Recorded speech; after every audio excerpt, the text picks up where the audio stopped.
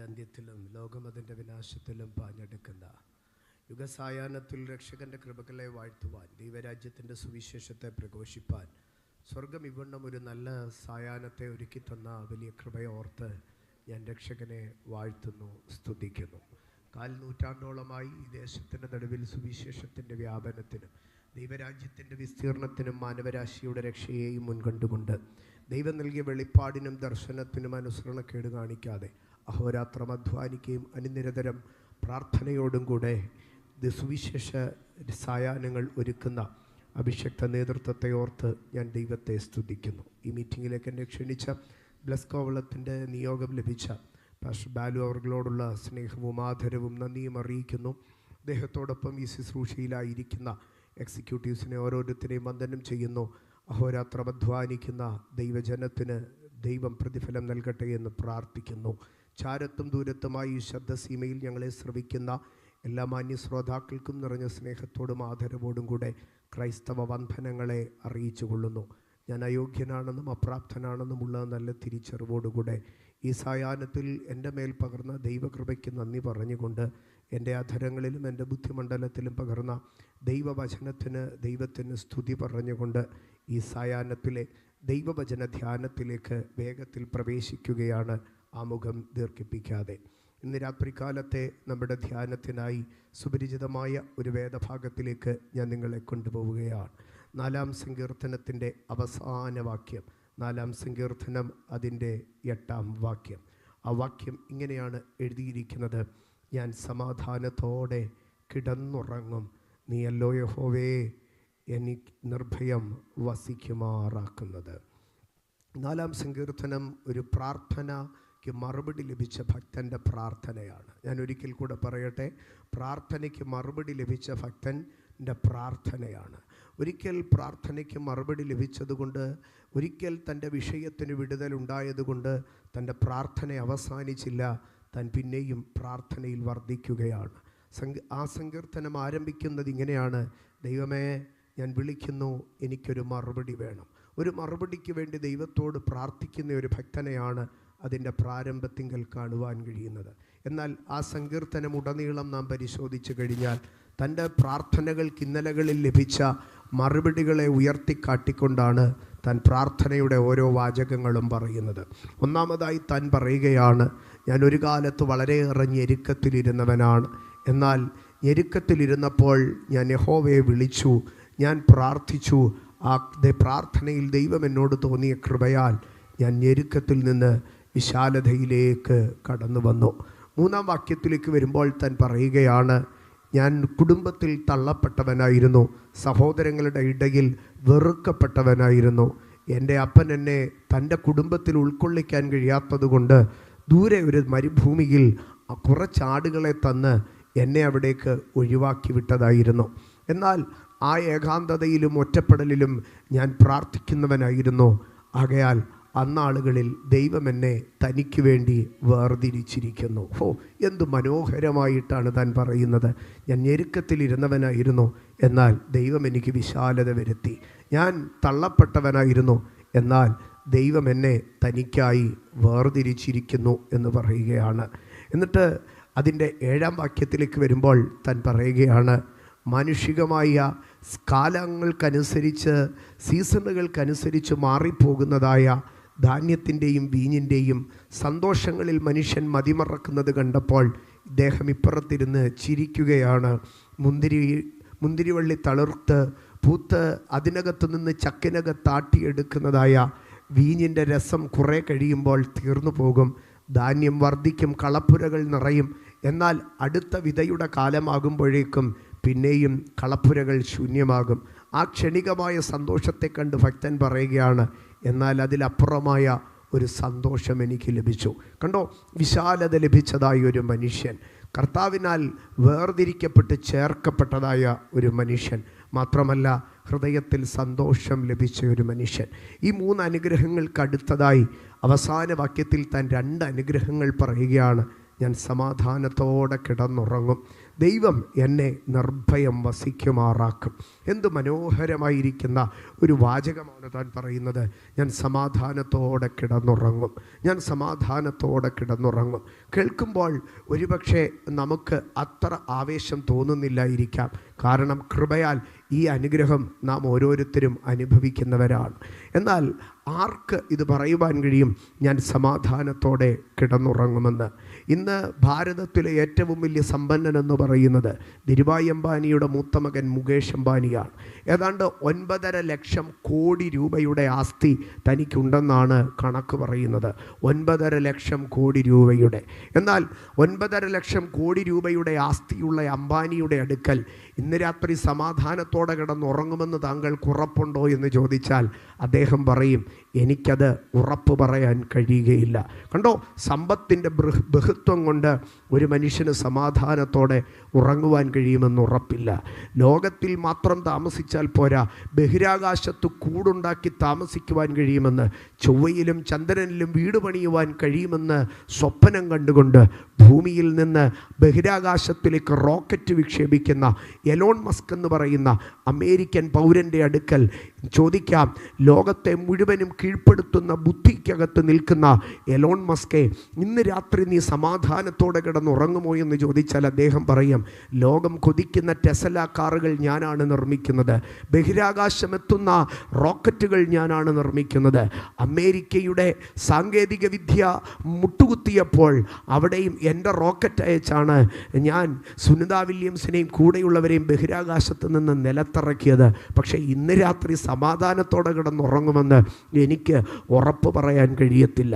296 പടക്കപ്പലുകളും 5000 പോർ വിമാനങ്ങളും 4600 ടാങ്കറുകളും ലക്ഷോപലക്ഷം പടയാളികളും നാവികരുമുള്ളതായ അമേരിക്കൻ രാഷ്ട്രത്തിൻ്റെ തലവനായിരിക്കുന്ന ഡൊണാൾഡ് ട്രംപിൻ്റെ അടുക്കൽ ഇന്ന് രാത്രി കടന്നു ചെന്നിട്ട്, സർ, താങ്കൾ ഇന്ന് രാത്രി സമാധാനത്തോടെ കിടന്നുറങ്ങുമോ എന്ന് ചോദിച്ചാൽ അദ്ദേഹം പറയും, ലോകത്തിലെ ഏറ്റവും വലുപ്പവും വിശാലവും സമ്പന്നവുമായിരിക്കുന്ന രാഷ്ട്രം അമേരിക്കയാണ്. അമേരിക്കയാണ് ലോകത്തിൽ ഒന്നാമത്തെ രാഷ്ട്രം. അമേരിക്ക ചിന്തിച്ചാൽ ലോകത്തിലെല്ലാം സംഭവിക്കുക. അമേരിക്കയുടെ അത്രയും സൈനിക ശക്തി ആർക്കുമില്ല. പക്ഷേ ഇന്ന് രാത്രി സമാധാനത്തോടെ ഉറങ്ങുമെന്ന് പറയുവാൻ എനിക്ക് കഴിയുകയില്ല.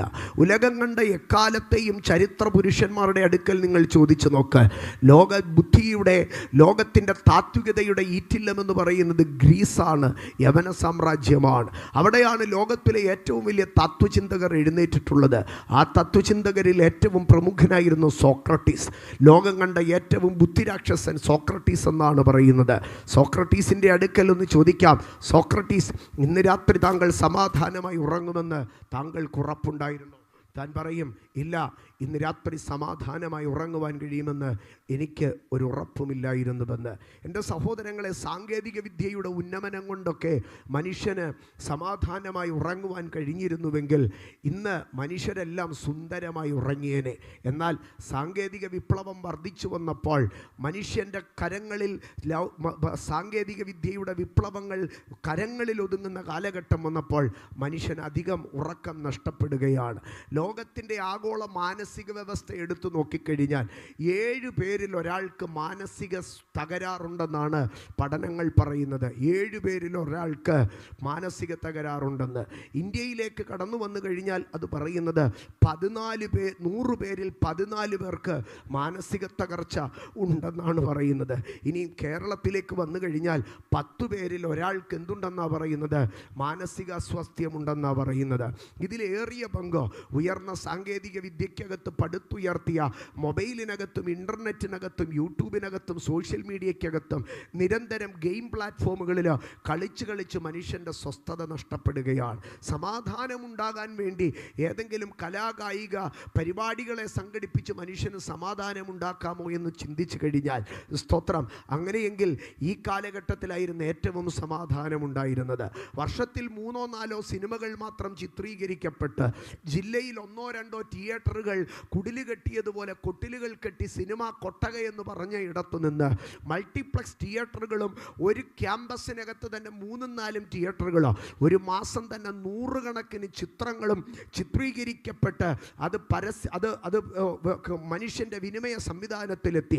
അതിനപ്പുറം ഒരു കാലത്ത് ഞായറാഴ്ച വൈകിട്ട് 4 മണിക്ക് അയൽപക്ക വീടുകളൊക്കെ കൂടിയിരുന്ന് അടുത്ത് ടി വിയുള്ള ഒരൊറ്റ വീടിൽ അല്ലെങ്കിൽ പഞ്ചായത്തിൻ്റെ വായനശാലയുടെ വാതിൽക്കൽ കൂടിയിരുന്ന് സിനിമ കണ്ട കാലത്തിനപ്പുറം പുതപ്പിനകത്ത് മൊബൈൽ വെച്ച് മുഴുവൻ കലയും കായികവും കാണുവാൻ തക്കവണ്ണം അവൻ ഇച്ഛിക്കുന്നതൊക്കെ കാണുവാൻ തക്കവണ്ണം സാങ്കേതിക വിദ്യ വികസിച്ചിട്ട് മനുഷ്യന് ഈ കായികവും കലയും ഈ വിനോദ ഉപാധികൾ മനുഷ്യന് സമാധാനം നൽകിയോ?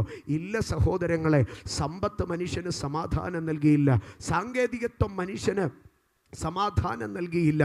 വിചാരവിനിമയങ്ങൾ മനുഷ്യന് സമാധാനം നൽകിയില്ല. യുദ്ധായുധങ്ങൾ മനുഷ്യന് സമാധാനം നൽകിയില്ല. അധികാരങ്ങളും പദവികളും മനുഷ്യന് സമാധാനം നൽകിയില്ല. എന്നാൽ യെശയ്യാ പ്രവചനം 26-ാം അധ്യായത്തിലേക്ക് കടന്നു വരുമ്പോൾ യെശയ്യാ പ്രവചനം 26-ാം അധ്യായത്തിൽ ഒരു ചെറിയ വാക്യം ഇങ്ങനെ പറയുകയാണ്: സ്ഥിരമാനസൻ ദൈവത്തിൽ ആശ്രയം വെച്ചിരിക്കുന്നത് കൊണ്ട് നീ അവനെ പൂർണ്ണ സമാധാനത്തിൽ കാക്കുക. അംബാനിക്കില്ലാത്ത ഉറപ്പ്, ഡൊണാൾഡ് ട്രംപിനില്ലാത്ത ഉറപ്പ്, ലോകരാജാക്കന്മാർക്കും നേതാക്കന്മാർക്കും ഇല്ലാത്ത ഉറപ്പ്, സോക്രട്ടീസിനും അധികാരികൾക്കും ഇല്ലാതിരുന്ന ഒരു ഉറപ്പ് ഇന്ന് രാത്രി ഒരുത്തന് പറയുവാൻ കഴിയുക. അതാണ് ഭക്തൻ വിളിച്ചു പറയുന്നത്: ഞാൻ സമാധാനത്തോടെ കിടന്നുറങ്ങുക. ഇന്ന് രാത്രി ഞാൻ വിളിച്ചു പറയട്ടെ, ഒരുവൻ യേശുവിനെ കാണുമ്പോഴുള്ള അവൻ്റെ ഏറ്റവും വലിയൊരു അനുഗ്രഹങ്ങളുടെ ഒരു പങ്കാണ് ഞാൻ സമാധാനത്തോടെ കിടന്നുറങ്ങുക. ഇന്ന് രാത്രി എന്നെ കേൾക്കുന്ന എൻ്റെ സഹോദരങ്ങളെ, ഒരുപക്ഷെ കർത്താവിനെ അന്വേഷിച്ചിട്ട് നിനക്ക് ആനയും അമ്പാരിയും കിട്ടിക്കാണത്തില്ല. നിൻ്റെ മുമ്പിൽ റോൾസ് റോയ്സോ നിൻ്റെ വീട് പൊളിച്ച് ബംഗ്ലാവോ പണിത് കാണത്തില്ല. നീ തെരഞ്ഞെടുപ്പിന് ജയിക്കുകയോ ബീക്കൺ ലൈറ്റ് വെച്ച കാറിനകത്ത് കൊടികുത്തി പറക്കുകയോ ചെയ്തിട്ടുണ്ടായിരിക്കത്തില്ല.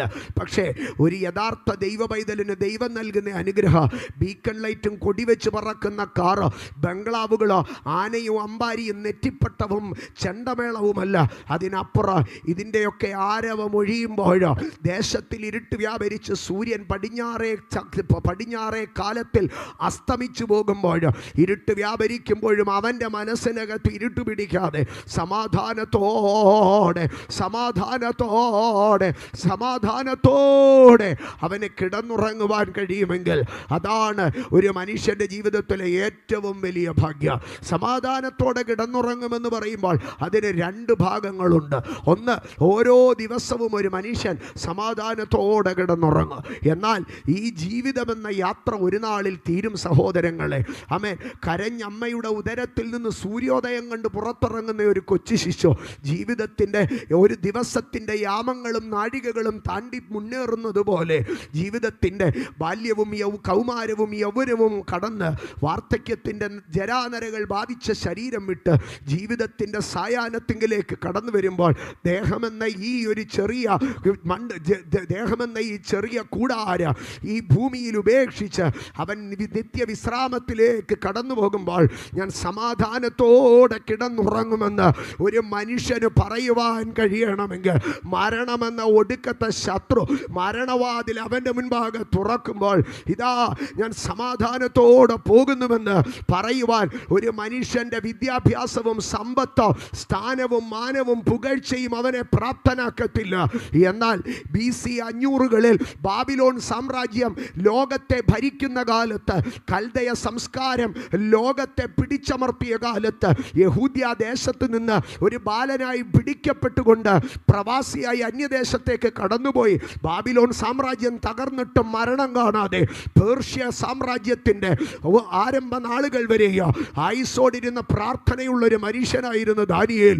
ആ ദാനിയേലിന് ഇങ്ങനെയാണ് ജീവിതാന്ത്യത്തിൽ എഴുതിയിരിക്കുന്നത്: നീയോ ദൈവപുരുഷനായ ദാനിയേലേ, പോയി വിശ്രമിച്ചു കൊള്ളുക. കാലാവസാനത്തിങ്കൽ നിനക്കൊരു ഓഹരിയുണ്ട്. ആ ഓഹരി പ്രാപിപ്പാനായി നീ എഴുന്നേറ്റ് വരും. ദാനിയേൽ സമാധാനത്തോടെ കിടന്നുറങ്ങി. എന്താണ് കാരണം? ബാബിലോൺ സാമ്രാജ്യത്തിൽ തനിക്ക് ലഭിച്ച മന്ത്രി പദവികളല്ല, പേർഷ്യൻ ഭരണകൂട 120 ഗവർണർമാരുടെ മുകളിൽ തനിക്ക് നൽകിയ ഒരു പൊസിഷനും പവറുമല്ല, പകരം സ്ഥിരമാനസൻ ദൈവത്തിൽ ആശ്രയം വെച്ചതുകൊണ്ട് ദൈവം അവന് നൽകിയ സമാധാനമാണ്. ഇന്ന് രാത്രി യേശു കർത്താവ് പറഞ്ഞൊരു വാക്കിനെ ഞാൻ നിങ്ങളുടെ മുമ്പാകെ ഉദ്ധരിക്കുകയാണ്. യേശു എന്താണ് യേശു 2000 വർഷങ്ങൾക്ക് മുമ്പ് ഭൂമിയിൽ ഇറങ്ങി വന്ന് യോഹന്നാന്റെ സുവിശേഷം 16-ാം അധ്യായത്തിൽ അത് രേഖപ്പെടുത്തിയിരിക്കുകയാണ്. അരിമ ശിഷ്യഗണത്തെ അരികെ വിളിച്ചിട്ട് പറഞ്ഞു, ഞാൻ നിങ്ങൾക്ക് എൻ്റെ കാറ് തന്നിട്ട് പോകുന്നു, ഞാൻ നിങ്ങൾക്ക് എൻ്റെ വീട് തന്നിട്ട് പോകുന്നു, ഞാൻ നിങ്ങൾക്ക് എൻ്റെ പദവി തന്നിട്ട് പോകുന്നു. ഇതൊന്നും യേശു അവരോട് പറഞ്ഞില്ല. യേശു അന്നവർക്കൊരു കാറ് നൽകിയിട്ട് പോയിരുന്നെങ്കിൽ 10 വർഷം കഴിഞ്ഞപ്പോൾ ആക്രിക്ക് തൂക്കി വിറ്റേനെ. യേശു അന്നവർക്കൊരു വീട് കൊടുത്തിട്ട് പോയിരുന്നെങ്കിൽ 1 നൂറ്റാണ്ടിനകത്ത് അത് കാലഹരണപ്പെട്ടു പോയേനെ. പക്ഷേ ഇന്ന് 2000 വർഷങ്ങൾ കഴിഞ്ഞിട്ട് അപ്പോസ്തലന്മാർ തലമുറയായി കൈമാറി ഇന്നും കെടാത്ത ദീപം പോലെ മാനവ ഹൃദയങ്ങൾക്കകത്ത് കത്തിജ്വലിക്കുന്ന ദീപമായി നിൽക്കുന്ന ഒരു സത്യമുണ്ട്. അത് യേശു ശിഷ്യന്മാരുടെ അടുക്കൽ പറഞ്ഞു, എൻ്റെ സമാധാനം ഞാൻ നിങ്ങൾക്ക് തന്നേച്ചു പോകുന്നു. അത് ലോകം തരുന്നത് പോലെയല്ല. ആർക്കും അപഹരിപ്പാൻ കഴിയാത്ത, ആർക്കും നശിപ്പിക്കുവാൻ കഴിയാത്ത, ആർക്കും കൊള്ളയിടുവാൻ കഴിയാത്ത, ആർക്കും തകർക്കുവാൻ കഴിയാത്ത ഒരു സ്വർഗീയ സമാധാനത്തെ ഞാൻ നിങ്ങളുടെ ഹൃദയങ്ങളിൽ ഇതാ കൈമാറുകയാണ്. യേശു ശിഷ്യന്മാർക്ക് ഭൂമിയിൽ വെച്ച് കൈമാറിപ്പോയത് അധികാരവും സമാധാനവുമാണ്. യേശു ശിഷ്യന്മാർക്ക് ഭൂമിയിൽ വെച്ച് കൈമാറിപ്പോയത് അധികാരവും സമാധാനവുമാണ്. 12 പേരെ അരികെ വിളിച്ച് ഭൂതങ്ങളെ കീഴടക്കുവാനും രോഗികളെ സൗഖ്യമാക്കുവാനും സുവിശേഷം അറിയിപ്പാനും അവർക്ക് അധികാരം കൊടുത്തു. 2, യേശു അവർക്ക് സമാധാനം കൊടുത്തു. മരിച്ച് 3-ാം നാൾ ഉയർത്തെഴുന്നേറ്റ് 40-ാം ദിനം ഒലിവുമലയിൽ നിന്ന് സ്വർഗത്തിലേക്ക് കരേറി പോകുമ്പോൾ യേശു അവരോട് പറഞ്ഞു, ഭൂമിയിൽ ഞാൻ നിങ്ങൾക്ക് അധികാരവും സമാധാനവും നൽകി, എന്നാൽ സ്വർഗത്തിലേക്ക് ഞാൻ കയറിപ്പോയി. പിതാവിങ്കൽ നിന്ന് എൻ്റെ ശക്തിയെ ഞാൻ നിങ്ങളിലേക്ക് പകരാം. ഉയർത്തെഴുന്നേൽക്കപ്പെട്ട ക്രിസ്തു സ്വർഗാരോഹണം ചെയ്ത് തൻ്റെ ശിഷ്യഗണത്തിന് ശക്തിയെ നൽകി. കണ്ടോ, ഐഹിക ക്രിസ്തു അധികാരവും സമാധാനവും നൽകി. രൂപാന്തരപ്പെട്ട് ഉയർത്തെഴുന്നേറ്റ് സ്വർഗാരോപിതനായിരുന്ന ക്രിസ്തു സ്തോത്ര തൻ്റെ ഭക്തന്മാർക്ക് തൃത്വത്തിൽ 3-മനായിരുന്ന കാര്യസ്ഥനായിരിക്കുന്ന പരിശുദ്ധാത്മാവെന്ന വ്യക്തിത്വത്തെ കൂട്ടുകാളിയായി നൽകിക്കൊണ്ട് ആ ദൈവത്തിൻ്റെ ശക്തിയെ പകർന്നു നൽകുകയാണ്. യേശു നിനക്ക് സമാധാനം നൽകുന്നു. ഇന്ന് രാത്രി യേശുവിങ്കലേക്ക് കടന്നു വാ. ഈ രാത്രി യേശുവിങ്കലേക്ക് കടന്നു വാ. ഞാനൊരു ഉറപ്പ് തരാം, ഇന്ന് രാത്രി ക്രൂസൈഡിൻ്റെ നടുവിൽ വെച്ച് നീ യേശുവിനെ രക്ഷകനായി സ്വീകരിക്കുമെങ്കിൽ, യേശുവേ ഉറക്കെ വിളിക്കുമെങ്കിൽ, നിന്റെ പാപങ്ങളെ ഏറ്റുപറഞ്ഞ് കർത്താവായ യേശുവിനെ, ലോകരക്ഷകനായിരിക്കുന്ന ക്രിസ്തുവിനെ നിന്റെ രക്ഷകനായി ഏറ്റെടുത്ത് നിന്റെ രക്ഷകനായി സ്വീകരിച്ച് അവൻ നിന്റെ പ്രാണന്റെ വീണ്ടെടുപ്പുകാരനെന്ന്, അവൻ നിന്റെ ആത്മാവിൻ്റെ വീണ്ടെടുപ്പുകാരനെന്ന്, അവൻ നിന്റെ ശരീരത്തിൻ്റെ വീണ്ടെടുപ്പുകാരനെന്ന് വിളിച്ചു പറഞ്ഞ് ഇന്ന് രാത്രി ഇവിടെ നിന്ന് മടങ്ങുമെങ്കിൽ, ഇന്ന് രാത്രി ഞാനൊരു ഉറപ്പ് തരാം, ഈ രാത്രി തുടങ്ങി നീ സമാധാനമായി കിടന്നുറങ്ങുക. ഇന്ന് രാത്രി യേശുവിൽ വിശ്വസിക്കുന്നവർ കരമുയർത്തി വിളിച്ചു പറഞ്ഞാട്ട്, യേശുവിൻ്റെ രക്ഷകനാണ്, ദൈവപുത്രനായ യേശുവിൽ ഞാൻ വിശ്വസിക്കുന്നു. കരമുയർത്തി വിളിച്ചു പറഞ്ഞാട്ട്, ജീവനുള്ള സത്യ ഏക ദൈവമായിരിക്കുന്ന യേശു ക്രിസ്തുവിൽ ഞാൻ വിശ്വസിക്കുന്നു. അവൻ ജീവനുള്ള ദൈവം, അവൻ സത്യ ദൈവം, അവൻ ഏക ദൈവം, അവനെ പോലെ മറ്റൊരുത്തനില്ല.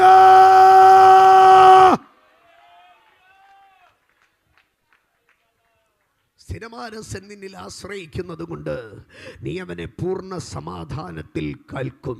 അപ്പോൾ ഞാൻ ചോദിക്കാം, കർത്താവേ, അങ്ങയുടെ സമാധാനം പ്രാപിക്കുവാൻ ഞാൻ അങ്ങയ്ക്ക് എന്തു തരണോ? കർത്താവേ, അങ്ങയുടെ സമാധാനം പ്രാപിക്കാൻ ഞാൻ 41 ദിവസം വ്രതമെടുത്ത് മല കയറി എവിടെയെങ്കിലും പോകണമോ? ഞാൻ നഗ്നപാതനായി തീർത്ഥാടനം നടത്തണമോ? ഞാൻ തല മുണ്ടനം ചെയ്ത് എവിടെയെങ്കിലും യാത്ര പുറപ്പെടണോ? ഞാൻ ഏതെങ്കിലും പുണ്യനദിയിൽ സ്നാനം കഴിക്കണോ? എന്താണ് കർത്താവേ അങ്ങയുടെ സമാധാനം ലഭിപ്പാൻ ഞാൻ ചെയ്യേണ്ടത്? അതോ എൻ്റെ വീട് പണയം വെച്ച്, എൻ്റെ പൊന്ന് പണയം വെച്ച് ഞാൻ യാഗം കഴിക്കണോ?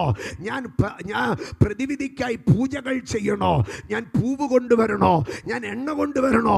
ഞാൻ നിനക്ക് വേണ്ടി ഒരു വിഗ്രഹം പണിത് അതിൽ പാലഭിഷേകമോ തൈലാഭിഷേകമോ നടത്തണമോ? ദൈവമേ, നിന്റെ സമാധാനം നീ എനിക്ക് തരുവാൻ തക്കവണ്ണം ഞാൻ നിനക്ക് പകരം പകരം എന്താണ് നൽകേണ്ടത്?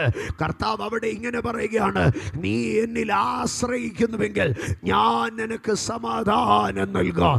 നീ എനിക്ക് ആശ്രയിക്കുന്നുവെങ്കിൽ അതിന് നീ നഗ്നപാതനായി വഴിനീളെ അലയേണ്ട, അതിന് നീ തല മുണ്ടനം ചെയ്ത് നേർച്ചയിടേണ്ട, അതിന് നീ അലഞ്ഞു തിരിയേണ്ട. എൻ്റെ രക്ഷ സൗജന്യമാണ്, എൻ്റെ സമാധാനം സൗജന്യമാണ്. ഹൃദയം കൊണ്ട് വിശ്വസിക്കുകയോ വായ് കൊണ്ട് ഏറ്റുപറയുകയും ചെയ്യുമെങ്കിൽ എൻ്റെ സമാധാനം ഞാൻ നിനക്ക് നൽകാം. ഹൃദയം കൊണ്ട് വിശ്വസിക്കുകയോ വായ് കൊണ്ട് ഏറ്റുപറയുകയോ. ഇന്ന് രാത്രി ഞാൻ വിളിച്ചു പറയട്ടെ, യേശു ക്രിസ്തു മുഖാന്തരം മനുഷ്യന് ലഭിക്കുന്ന ഒരു നന്മയോ അത് പണം കൊടുത്ത് മേടിക്കുന്നതല്ല, അത് നേർച്ച കൊടുത്ത് മേടിക്കുന്നതല്ല, അത് കാഴ്ച വെച്ച് മേടിക്കുന്നതല്ല, അത് തീർത്ഥാടനം ചെയ്ത് മേടിക്കുന്നതല്ല, അത് ഉരുളിച്ച നടത്തി മേടിക്കുന്നതല്ല, അത് തൂക്കം നടത്തി മേടിക്കുന്നതല്ല, അത് ശാരീരിക അഭ്യാസം നടത്തി മേടിക്കുന്നതല്ല. ഹൃദയം കൊണ്ട് വിശ്വസിക്കുകയോ വായ് കൊണ്ട് ഏറ്റുപറയുകയും ചെയ്യുമെങ്കിൽ ആ രക്ഷ നിന്റെ സ്വന്തമാണ്, ആ സമാധാനം നിന്റെ സ്വന്തമാണ്, ആ വിടുതൽ നിന്റെ സ്വന്തമാണ്. ഇന്ന് രാത്രി സൗജന്യമായി ആ രക്ഷ പ്രാപിച്ച ദൈവജനം മാത്രം കരമടിച്ച് ദൈവത്തിന് സ്തോത്രം പറയട്ടെ.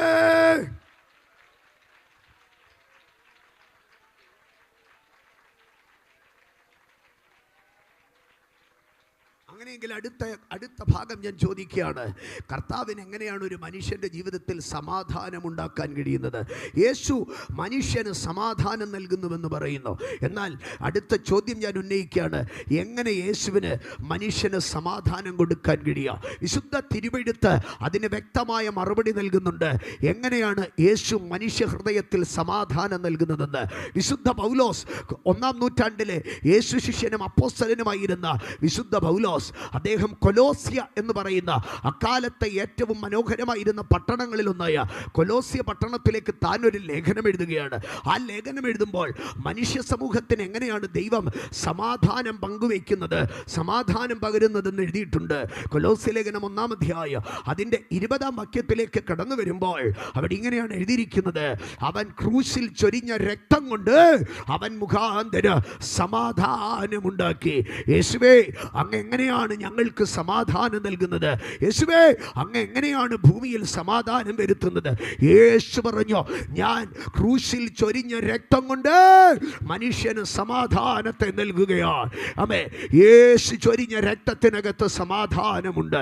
യേശു കർത്താവ് തൻ്റെ മരണം അടുത്തു വരുമ്പോൾ, ആ മരണം അടുത്തു വരുന്ന നാളുകളിലൊന്നിൽ യഹൂദ്യയിൽ പരമ്പരാഗതമായ പെസഹാ പെരുന്നാളായിരുന്നു. ദീർഘനൂറ്റാണ്ടുകൾക്ക് മുൻപ് 400 സംവത്സരത്തെ മിസ്രൈമി അടിമ പ്രവാസത്തിൽ നിന്ന് കുഞ്ഞാടിനെ അറുത്ത് ചോരത്തളി ആചരിച്ച് ഇസ്രായേൽ പുറത്തു വന്നതിൻ്റെ സ്മരണയുടെ പെരുന്നാൾ. ആ പെരുന്നാൾ ആചരിക്കുന്ന സ്തോത്രം പെസഹയുടെ ദിനത്തിൽ യേശു കർത്താവ് വീഞ്ഞെടുത്ത് ഉയർത്തിക്കൊടുത്ത് ശിഷ്യന്മാർക്ക് പങ്കുവെച്ചിട്ട് പറഞ്ഞു, ഈ വീഞ്ഞു പോലെ എൻ്റെ ശരീരത്തിലെ രക്തം നിങ്ങൾക്ക് വേണ്ടി ഊറ്റി നൽകുമെന്ന്. പെസഹ കഴിഞ്ഞ് സ്തോത്രം പാടി യേശു ഒലിവുമലയ്ക്ക് കടന്നുപോയി. തൻ്റെ അരുമ ശിഷ്യന്മാരിൽ 3 പേരെ കൂടെ കിട്ടി.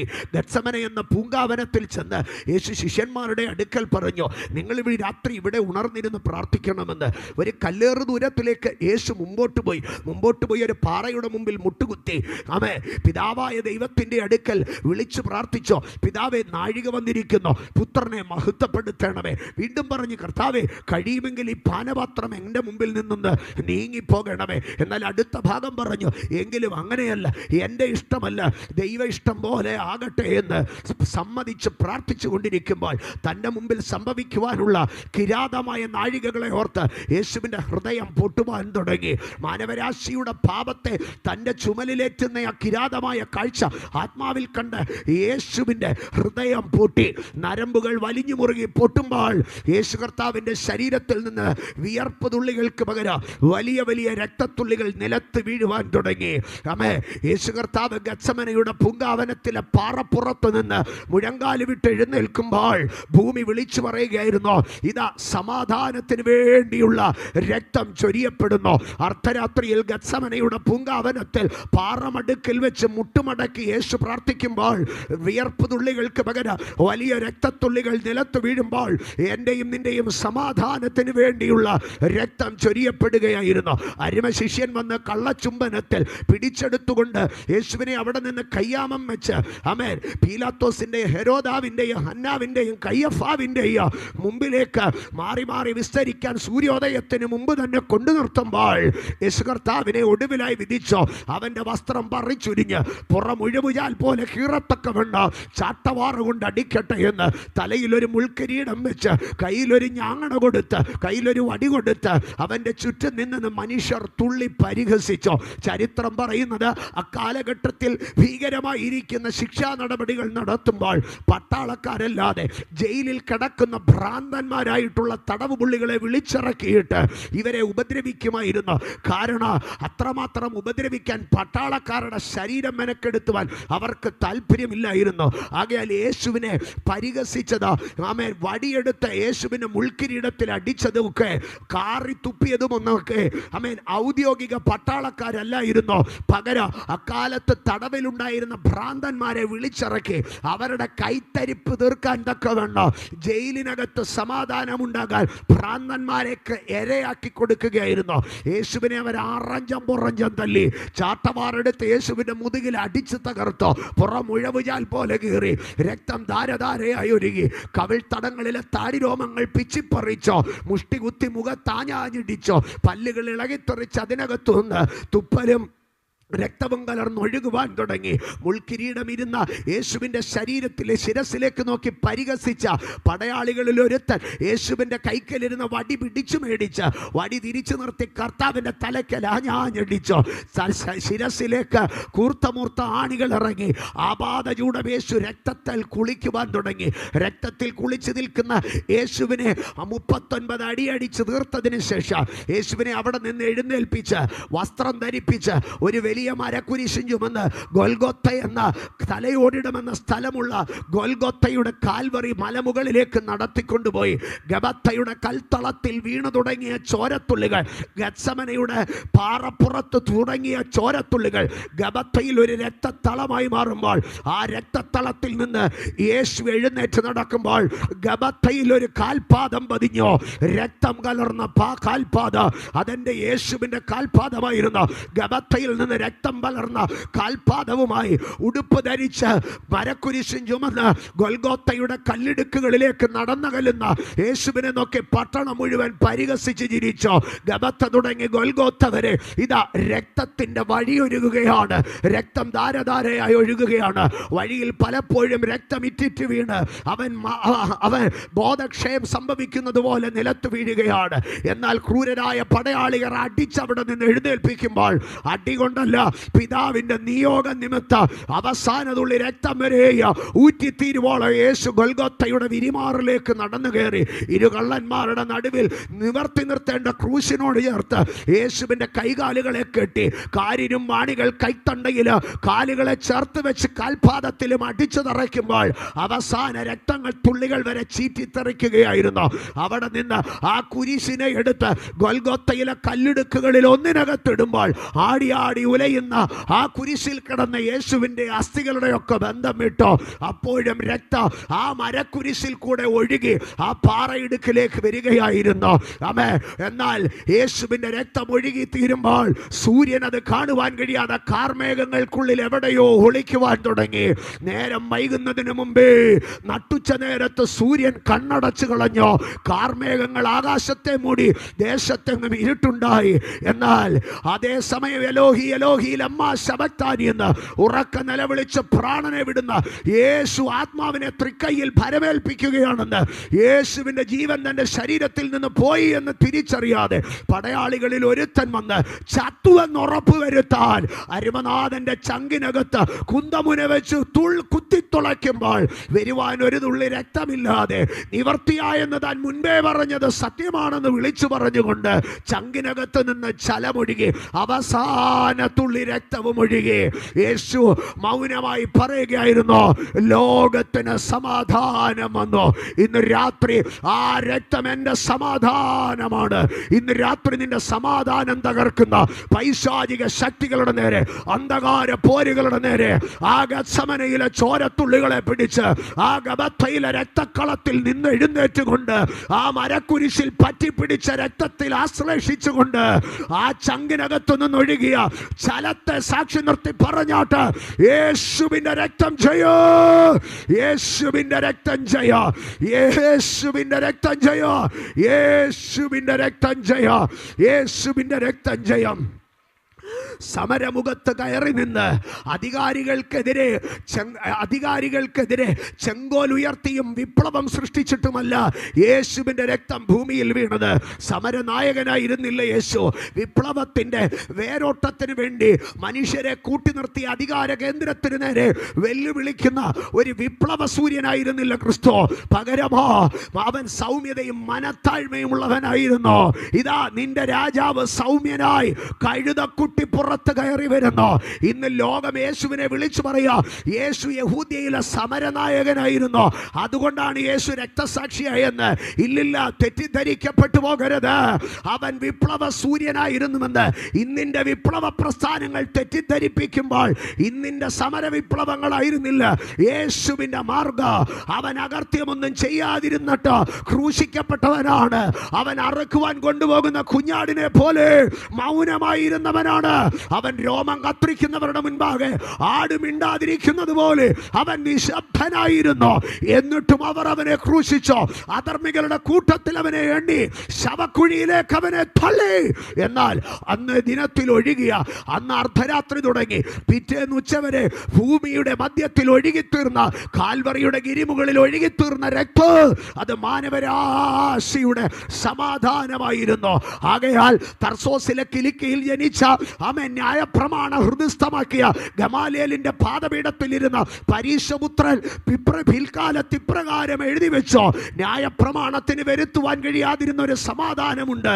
ഞാൻ ഗമാലിയേലിന്റെ പാദപീഠത്തിലിരുന്ന് ന്യായപ്രമാണത്തിന്റെ ശാസ്ത്രസംഗതികൾ മുഴുവൻ പഠിച്ചിട്ടോ മനുഷ്യന് സമാധാനം വരുത്തുന്ന ഒരു വഴിയെ ഞാൻ കണ്ടില്ല. എന്നാൽ കാൽവറിയുടെ ദർശനത്തെ ഞാൻ കണ്ടപ്പോൾ, യേശുവിന്റെ വിരിമാറിൽ നിന്ന് ഒഴുകിയ രക്തത്തെ ഞാൻ കണ്ടപ്പോൾ അതെന്നോട് വിളിച്ചു പറഞ്ഞു, ന്യായപ്രമാണമല്ല, യേശുവിന്റെ രക്തമത്രേ സമാധാനം വരുത്തിയത്. ഇന്ന് രാത്രി ലോകത്തിന്റെ ഒരു താത്വിക ചിന്തകൾക്ക്, ലോകത്തിന്റെ ഒരു പ്രമാണ പുസ്തകങ്ങൾക്ക്, ലോകത്തിന്റെ ഒരു രാഷ്ട്രീയ തത്വസംഹിതകൾക്ക്, ലോകത്തിന്റെ ഒരു സിദ്ധാന്തങ്ങൾക്ക്, ലോകത്തിന്റെ ഒരു ഇസങ്ങൾക്ക് നൽകുവാൻ കഴിയാത്ത മാനവരാശിയുടെ സമാധാനം അത് നൽകിയത് യേശു ചൊരിഞ്ഞ രക്തമാണ്. ഇന്ന് രാത്രി ഞാൻ ആ രക്തത്തെ പ്രസംഗിക്കുന്നു, ഞാൻ ആ രക്തത്തെ ഉയർത്തുന്നു, ഞാൻ ആ രക്തത്തിൽ പ്രശംസിക്കുന്നു. I am the preacher of the blood of Christ. ഞാൻ യേശു ക്രിസ്തുവിന്റെ രക്തം പ്രസംഗിക്കുന്നവനാണ്. കാരണം ആ രക്തം എന്റെ വീണ്ടെടുപ്പിന്റെ രക്തമാണ്, ആ രക്തം എന്റെ സൗഖ്യത്തിന്റെ രക്തമാണ്, ആ രക്തം എന്റെ സംരക്ഷണത്തിന്റെ രക്തമാണ്, ആ രക്തം എന്റെ സമാധാനത്തിന്റെ രക്തമാണ്. ഇന്ന് രാത്രി വിളിച്ചു പറഞ്ഞാട്ട്, യേശുവിന്റെ രക്തം എന്റെ സമാധാനത്തിന്റെ രക്തമാണ്. യേശുവിന്റെ രക്തം അത് സമാധാനത്തിന്റെ രക്തമാണ്. ഞാൻ സമാധാനത്തോടെ കിടന്നുറങ്ങും. കാരണം അവൻ ക്രൂശിൽ ചൊരിഞ്ഞ രക്തം എനിക്ക് സമാധാനമുണ്ടാക്കി. ഞാൻ സമാധാനത്തോടെ കിടന്നുറങ്ങും. കാരണം അവൻ ക്രൂശിൽ ചൊരിഞ്ഞ രക്തം എനിക്ക് സമാധാനമുണ്ടാക്കി. ആമേൻ. ഇന്ന് രാത്രി ഞാൻ ചോദിക്കുകയാണ്, എങ്ങനെയാണ് യേശുവിൻ്റെ രക്തം സമാധാനമുളവാക്കുന്നത്? യേശുവിൻ്റെ രക്തത്തിന് എങ്ങനെ സമാധാനമുണ്ടാക്കാൻ കഴിയുക? എബ്രായലേഖനം 12-ാം അധ്യായത്തിലേക്ക് കടന്നു വരുമ്പോൾ, എബ്രായലേഖനം 12-ാം അധ്യായം 24-ാം വാക്യം, അവിടേക്ക് കടന്നു വരുമ്പോൾ ഏതാണ്ട് 8 കൂട്ടം കാര്യങ്ങളെക്കുറിച്ച് പറയുകയാണ്. നിങ്ങൾ എവിടേക്കാണ് വന്നിരിക്കുന്നതെന്ന് പറഞ്ഞ് 8 കൂട്ടം കാര്യങ്ങൾ അതിൻ്റെ 8-ാമത്തെ ഭാഗമായി ചേർത്ത് പറയുകയാണ്. ഹാബേലിൻ്റെ രക്തത്തെക്കാൾ ഗുണകരമായി സംസാരിക്കുന്ന യേശു ക്രിസ്തുവിൻ്റെ പുണ്യാഹ രക്തം എന്ന് പറയുകയാണ്. ആമേൻ. ഹാബേലിൻ്റെ രക്തത്തെക്കാൾ ഗുണകരമായി സംസാരിക്കുന്ന പുണ്യാഹ രക്തം, ആ രക്തത്തെക്കുറിച്ച് അവിടെ 2 കാര്യങ്ങളാണ് പറയുന്നത്. ഒന്നാമതായി പറയുകയാണ്, അത് പുണ്യാഹ രക്തമാണ്, അത് പുണ്യാഹ രക്തം. എന്താണ് പുണ്യാഹ രക്തം എന്നറിയാമോ? ഈ പുണ്യാഹ രക്തമെന്ന് അത് എബ്രായരോടാണ് പൗലോസ് പറയുന്നത്. കാരണം പഴയ നിയമ ന്യായപ്രമാണ കാലഘട്ടത്തിൽ യെരൂശലേമിലെ ദൈവാലയം മരുഭൂമിയിലെ സമാഗമന കൂടാരം, മോശയുടെ കാലം തുടങ്ങിയവരുടെ ആരാധനയുടെ സിസ്റ്റത്തിനകത്ത് ഏറ്റവും പ്രാധാന്യമുള്ളതായിരുന്നു. അവിടെ അവർ ആലയത്തിലേക്ക് കടന്നു ചെല്ലുമ്പോൾ ആരാധിക്കുന്നവൻ നല്ല മനസ്സാക്ഷിയോടുകൂടെ ആരാധിക്കേണ്ടതിന് അവൻ എല്ലായ്പ്പോഴും എന്ത് ചെയ്യുമായിരുന്നെന്നറിയാമോ? ആ രക്തത്തെ യാഗപീഠത്തിന്മേൽ തളിക്കുക, ആ രക്തത്തെ തൊട്ടിമേൽ തളിക്കുക, ആ രക്തത്തെ ഉപകരണങ്ങളുടെ മേൽ തളിക്കുക. ഏറ്റവും ഒടുവിൽ 7-ാം മാസം 10-ാം തീയതി മഹാപുരോഹിതൻ മഹാപാപ പരിഹാര ദിവസത്തിൽ ബലിയർപ്പണത്തിനായി അകത്തേക്ക് പ്രവേശിച്ച് തിരശീലയ്ക്കകത്തേക്ക് കെരൂബുകൾ വിടർന്നു നിൽക്കുന്ന കൃപാസനം വഹിക്കുന്ന നിയമപ്പെട്ടകത്തിൻ്റെ കൊമ്പുകളിൽ 7 പ്രാവശ്യം രക്തം പുരട്ടുമായിരുന്നു. അതാണ് പുണ്യാഹ രക്ത. മഹാപുരോഹിതന്റെ വലങ്കയിലിരിക്കുന്ന രക്തം, സ്തോത്ര, ആ മഹാപുരോഹിതന്റെ വലങ്കയിലിരിക്കുന്ന സ്പ്രിംഗ്ലിംഗ് ബ്ലഡിനെ തളിക്കുന്ന രക്തത്തെ, പുണ്യാഹ രക്തത്തെ ചൂണ്ടിക്കാണിച്ചിട്ട് വിശുദ്ധ പൗലോസ് വിളിച്ചു പറയുകയാണ്, എന്തിനേയും ശുദ്ധീകരിപ്പാൻ കഴിയുന്നതാണ് യേശുവിൻ്റെ രക്തം. പുണ്യരക്തമെന്നല്ല പറഞ്ഞത്, പുണ്യാഹ രക്തം എന്ന് പറഞ്ഞാൽ മറ്റൊന്നിനെ പുണ്യമാക്കുവാൻ കഴിയുന്ന രക്തം. യേശുവിൻ്റെ രക്തം വിശുദ്ധ രക്തമെന്ന് ഇന്ന് രാത്രി ഞാൻ പ്രസംഗിക്കുന്നത് കൊണ്ട് വലിയ കാര്യമില്ല. പകരം യേശുവിൻ്റെ രക്തം വിശുദ്ധീകരിപ്പാൻ കഴിയുന്ന രക്തമാണ് കേട്ടോ. യേശുവിൻ്റെ രക്തം പുണ്യരക്തം എന്നല്ല ഇന്ന് രാത്രി ഞാൻ പ്രസംഗിക്കുന്നത്. പകരം യേശുവിൻ്റെ രക്തം പുണ്യാഹ രക്തമാണ്. എന്നിട്ട് അടുത്തതായിട്ട് പറയുകയാണ്, ഹാബേലിൻ്റെ രക്തത്തെക്കാൾ ഗുണകരമായി സംസാരിക്കുന്ന യേശുവിൻ്റെ പുണ്യാഹ രക്തം. എന്താണ് ഹാബേലിൻ്റെ രക്തവും യേശുവിൻ്റെ രക്തവും തമ്മിലുള്ള വ്യത്യാസം? ഹാബേലിൻ്റെ രക്തം അവൻ്റെ സഹോദരൻ്റെ പാപം വിളിച്ചു പറയുന്ന രക്തമായിരുന്നു. ഹാബേലിൻ്റെ രക്തം അവൻ്റെ സഹോദരൻ്റെ പാപം വിളിച്ചു പറയുന്ന രക്തമായിരുന്നു. അവനെതിരെ തെളിവ് പറയുന്ന രക്തമായിരുന്നു. അവനെതിരെ സാക്ഷി പറയുന്ന രക്തമായിരുന്നു. എന്നാൽ അവിടെ പറയുകയാണ്, ഹാബേലിൻ്റെ രക്തം, സ്തോത്ര, തൻ്റെ സഹോദരനായ കയീൻ്റെ കുറ്റത്തെ പുറത്തെടുക്കുമ്പോൾ, തൻ്റെ സഹോദരനായ കയീൻ്റെ പാപത്തെ വിളിച്ചു കാണിക്കുമ്പോൾ, ദൈവത്തെയും കയീനെയും തമ്മിൽ ഹാബേലിൻ്റെ രക്തം ശത്രുവാക്കുമ്പോൾ, ഇതാ ഹാബേലിൻ്റെ രക്തത്തെക്കാൾ ഗുണകരമായി സംസാരിക്കുന്ന ഒരു രക്തത്തെ ഇവിടെ കാണുകയാണ്. ഹാബേലിൻ്റെ രക്തം കയീൻ്റെ രക്തത്തെ ചൂണ്ടിക്കാണിക്കുമ്പോൾ, യേശുവിൻ്റെ രക്തം തൻ്റെ ജനത്തിൻ്റെ പാപത്തെ മാറ്റുകയാണ്, മറയ്ക്കുകയാണ്. ഹാബേലിൻ്റെ രക്തത്തെക്കാൾ ഗുണകരമായി സംസാരിക്കുന്ന യേശുവിൻ്റെ രക്തം. യേശുവിൻ്റെ രക്തത്തിന് മനുഷ്യന് സമാധാനം തരുവാൻ കഴിയുക. കാരണം അത് ഗുണകരമായി സംസാരിക്കുന്ന രക്തമാണ്. അത് നിന്റെ പാപങ്ങളെ ചൂണ്ടിക്കാണിക്കുന്ന രക്തമല്ല, അത് നിന്റെ പാപങ്ങളെ മനുഷ്യനോട് പങ്കുവെക്കുന്ന രക്തമല്ല, പകരമോ അത് നിന്റെ പാപങ്ങളെ മോചിക്കുന്ന രക്തമാണ്. ഇന്ന് രാത്രി എന്നെ കേൾക്കുന്ന സഹോദരങ്ങളെ, ഒരു മനുഷ്യൻ്റെ ജീവിതത്തിൽ സമാധാനം ഉണ്ടാകണമെങ്കിൽ അവന് വേണ്ടി പാപമോചനത്തിൻ്റെ രക്തം തളിക്കപ്പെടണം. കാരണം മനുഷ്യൻ്റെ സമാധാനം നഷ്ടപ്പെടുവാനുള്ള ഒന്നാമത്തെ കാരണം എന്തെന്ന് ചോദിച്ചാൽ, ഇന്ന് രാത്രി ബൈബിളിലെ 2 വാക്യങ്ങളെ ഞാൻ നിങ്ങളെ കാണിക്കുക. യെശയ്യാപ്രവചനം 57-ാം അധ്യായം 21-ാം വാക്യം, 48-ാം അധ്യായം 22-ാം വാക്യം. 2 പ്രാവശ്യം ഒരേ വാക്യം വിളിച്ചു പറയുകയാണ് ഒരേ പുസ്തകത്തിൽ. യെശയ്യാ 57, 21, 48, 22 2 വാക്യങ്ങളും ഒരേ കാര്യമാണ് പറയുന്നത്. ദുഷ്ടന്മാർക്ക് സമാധാനമില്ല എന്ന് ദൈവം അരുളി ചെയ്യുന്നു. ദുഷ്ടന്മാർക്ക് സമാധാനമില്ലെന്ന് ദൈവം അരുളി ചെയ്യുന്നു. ഇന്ന് രാത്രി മനുഷ്യൻ്റെ സമാധാനം നഷ്ടപ്പെടുന്നത് എവിടെയാണെന്നറിയാമോ? അവൻ്റെ ഹൃദയത്തിൻ്റെ നിർമ്മലത നഷ്ടപ്പെടുമ്പോൾ, അവൻ്റെ ജീവിതത്തിൽ പാപം സംഭവിക്കുമ്പോൾ. ഒരിക്കൽ ദാവീദ് തൻ്റെ ഓർമ്മയിൽ നിന്നൊരു പാട്ടുപാടി. ആ പാട്ടിനകത്ത് താൻ ഇങ്ങനെ വിളിച്ചു പറയുകയാണ്, ദൈവവും ഞാനും തമ്മിൽ ഉള്ള ഐക്യത നഷ്ടപ്പെട്ടോ, അത് മുഖാന്തരം എൻ്റെ ദേഹത്തിന് സൗഖ്യമില്ല. എൻ്റെ പാപം ഹേതുവായി എൻ്റെ അസ്ഥികളിൽ സ്വസ്ഥതയില്ല എന്ന് പറയുകയാണ്. എൻ്റെ അസ്ഥികളിൽ സ്വസ്ഥതയില്ല. അത് യഥാർത്ഥ മൂലഭാഷയിലേക്ക് കടന്നു വരുമ്പോൾ അവിടെ ഇങ്ങനെയാണ് പറയുന്നത്, സ്വസ്ഥത, റെസ്റ്റ് എന്നുള്ള പദത്തിനപ്പുറം there is no peace in my bones എന്നാണ് പറയുന്നത്. എൻ്റെ അസ്ഥികളിൽ സമാധാനമില്ല. 38-ാം സങ്കീർത്തനം 3-ാം വാക്യത്തിലേക്ക് വരുമ്പോൾ അവിടെ സങ്കീർത്തനക്കാരൻ പറയുകയാണ്, എനിക്ക് സമാധാനമില്ലാത്തത് എന്താണെന്നറിയാമോ? എൻ്റെ പാപം ഹേതുവായി എനിക്ക് സമാധാനമില്ല. ഇന്ന് രാത്രി ഞങ്ങളെ കേൾക്കുന്ന സഹൃദയരായ ദേശനിവാസികളെ, ചാർച്ചക്കാരെ, ഞങ്ങളുടെ കൂടപ്പിറപ്പെ, ഇന്ന് രാത്രി ഞങ്ങൾ നിന്നോട് പറയട്ടെ, ജീവിതത്തിൽ എന്തൊക്കെ ചെയ്തിട്ടോ ഒരു സമാധാനവും ഇല്ല എന്ന് ഈ രാത്രി നീ പറയുന്നെങ്കിൽ എവിടെയോ മറഞ്ഞു കിടക്കുന്ന പാപമാണ്. ആ പാപത്താൽ നിന്റെ മേൽ വാഴുന്ന ശാപമാണ് നിന്റെ സമാധാനത്തെ ഇല്ലാതാക്കുന്നത്. ഇന്ന് രാത്രി യേശുവിൻ്റെ രക്തം നിനക്ക് വേണ്ടി സംസാരിക്കുകയാണ്. ആമേൻ. ഇന്ന് രാത്രി രാത്രി ഒരു സമാധാനവും ജീവിതത്തിലില്ല. നിന്റെ ഹൃദയം വ്യാകുലപ്പെടുന്നു. തിങ്ങുന്ന മനസ്സുമായി വിങ്ങുന്ന മനസ്സുമായി ഈ രാത്രി നീ ആയിരിക്കുന്നു. ഇന്ന് രാത്രി നിന്റെ പാപങ്ങളെ മോചിക്കുവാൻ കഴിയുന്ന ഒരു സമയമുണ്ടെങ്കിൽ, നിന്റെ പാപങ്ങളെ മാറ്റിക്കളയുവാൻ കഴിയുന്ന ഒരു നിമിഷമുണ്ടെങ്കിൽ, അത് നിന്റെ സമാധാനത്തിൻ്റെ രാത്രി ആയിരിക്കാം. അമേ, അപ്പോൾ ചോദിക്കുക, ഈ പാപം എങ്ങനെ എനിക്കൊന്ന് കഴുകിക്കളയാൻ കഴിയുക? ഈ പാപം എങ്ങനെ എനിക്കൊന്ന് മോചിക്കുവാൻ കഴിയുക? എൻ്റെ പാപം ആരെന്നോട് ക്ഷമിക്കുക? ഇന്ന് രാത്രി യേശു ക്രൂശിൽ മരിച്ചതിൻ്റെ സാധുത അവിടെയാണ് നിൽക്കുന്നത്. യോഹന്നാൻ എന്ന യേശു ശിഷ്യൻ തൻ്റെ ലേഖന പരമ്പരയ്ക്കകത്ത് 1-ാം ലേഖനം 1-ാം അധ്യായം അതിൻ്റെ 7-ാം വാക്യത്തിലേക്ക് വരുമ്പോൾ അവിടെ ഇങ്ങനെയാണ് എഴുതിയിരിക്കുന്നത്: ദൈവപുത്രനായ യേശുവിൻ്റെ രക്തം സകല പാപവും പോക്കി നമ്മെ ശുദ്ധീകരിക്കുന്നു. ഇന്ന് രാത്രി വിശ്വസിക്കുന്നവർ പറഞ്ഞാട്ട്, ദൈവപുത്രനായ യേശുവിൻ്റെ രക്തം സകല പാപവും പോക്കി എന്നെ ശുദ്ധീകരിക്കുന്നതാണ്. ഇന്ന് രാത്രി ഞങ്ങളെ കേൾക്കുന്ന സ്നേഹിതരെ, സഹൃദയരെ, ഞങ്ങളുടെ കൂടപ്പുറപ്പേ, എൻ്റെ ജീവിതത്തിൽ ഒരു സമാധാനമില്ലെങ്കിൽ അതിൻ്റെ പിമ്പിലൊരു പാപമുണ്ട്. ഇന്ന് രാത്രി നീ സമാധാനം ആഗ്രഹിക്കുന്നു. ഞങ്ങൾ നിന്നോട് സ്നേഹത്തോടെ പ്രസംഗിക്കുകയാണ്. നിന്റെ പാപങ്ങൾ മോചിക്കപ്പെടട്ടെ. എങ്ങനെ പാപങ്ങൾ മോചിക്കപ്പെടുവാൻ കഴിയുക? തൈലാഭിഷേകവും പാലഭിഷേകവും ഉരുളിച്ചയും നേർച്ചയും കൊണ്ട്, തൂക്കവും ചൂണ്ടലും കൊണ്ട് നിന്റെ പാപങ്ങൾക്ക് മോചനം വരുത്താൻ കഴിയത്തില്ല.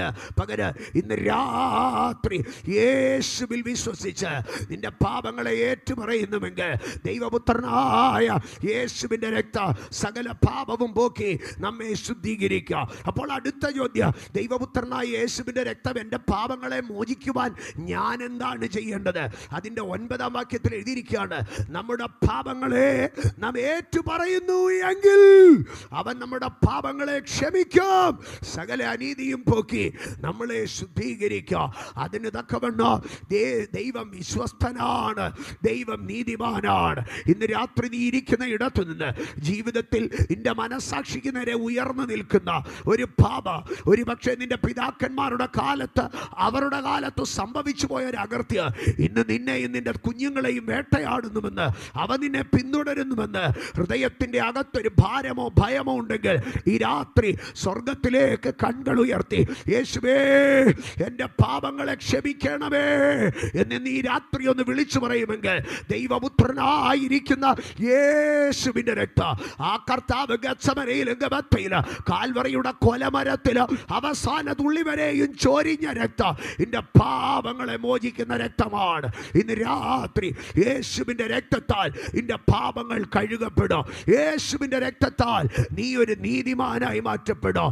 റോം എന്ന ലോകം ഭരിച്ച സാമ്രാജ്യത്തിൻ്റെ ഈറ്റില്ലത്തിലേക്ക്, അതിൻ്റെ തലസ്ഥാന നഗരിയിലേക്ക് പൗലോസ് ഒരിക്കലൊരു ലേഖനം എഴുതി.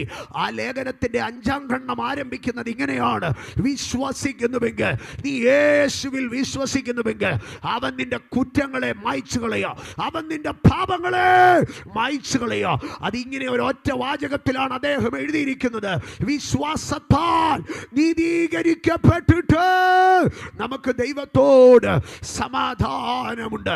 ഇന്ന് രാത്രി നീ വിശ്വസിക്കുക, യേശുവിൻ്റെ പാപങ്ങളെ മോചിക്കുവാൻ ശക്തനാണ്, യേശുവിൻ്റെ പാപങ്ങളെ മോചിപ്പാൻ മതിയായവനാണ്.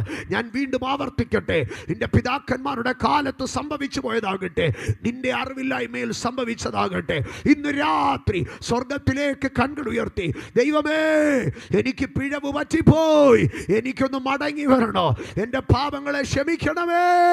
നീ സമ്മതത്തോടെ ദൈവമുഖം നോക്കി യേശുവിൻ്റെ നാമം വിളിച്ച് പ്രാർത്ഥിക്കുന്നുവെങ്കിൽ, ഈ രാത്രി നിന്റെ കുടുംബത്തിൽ നിന്ന്, നിന്റെ പാരമ്പര്യത്തിൽ നിന്ന്, നിന്റെ തലമുറയിൽ നിന്ന് ആ പാപത്തിൻ്റെ ശാപ ഒഴിഞ്ഞു പോകുന്നതിനെ ഇന്ന് രാത്രി നിനക്ക് കാണുവാൻ കഴിയുക. ഇന്ന് രാത്രി ഇതിനകത്തിരിക്കുന്ന അനേകരുടെ അടുക്കലും ചോദിച്ചാൽ, ഒരിക്കൽ അവർ പാപികളായിരുന്നു, പാപത്തിൻ്റെ അന്ധകാരത്തിൽ ജീവിച്ചവരായിരുന്നു, എന്നാൽ യേശുവിനെ കണ്ടുമുട്ടി, യേശുവിൽ കൂടെയുള്ള പാപമോചനത്തെ അവർ അറിഞ്ഞു.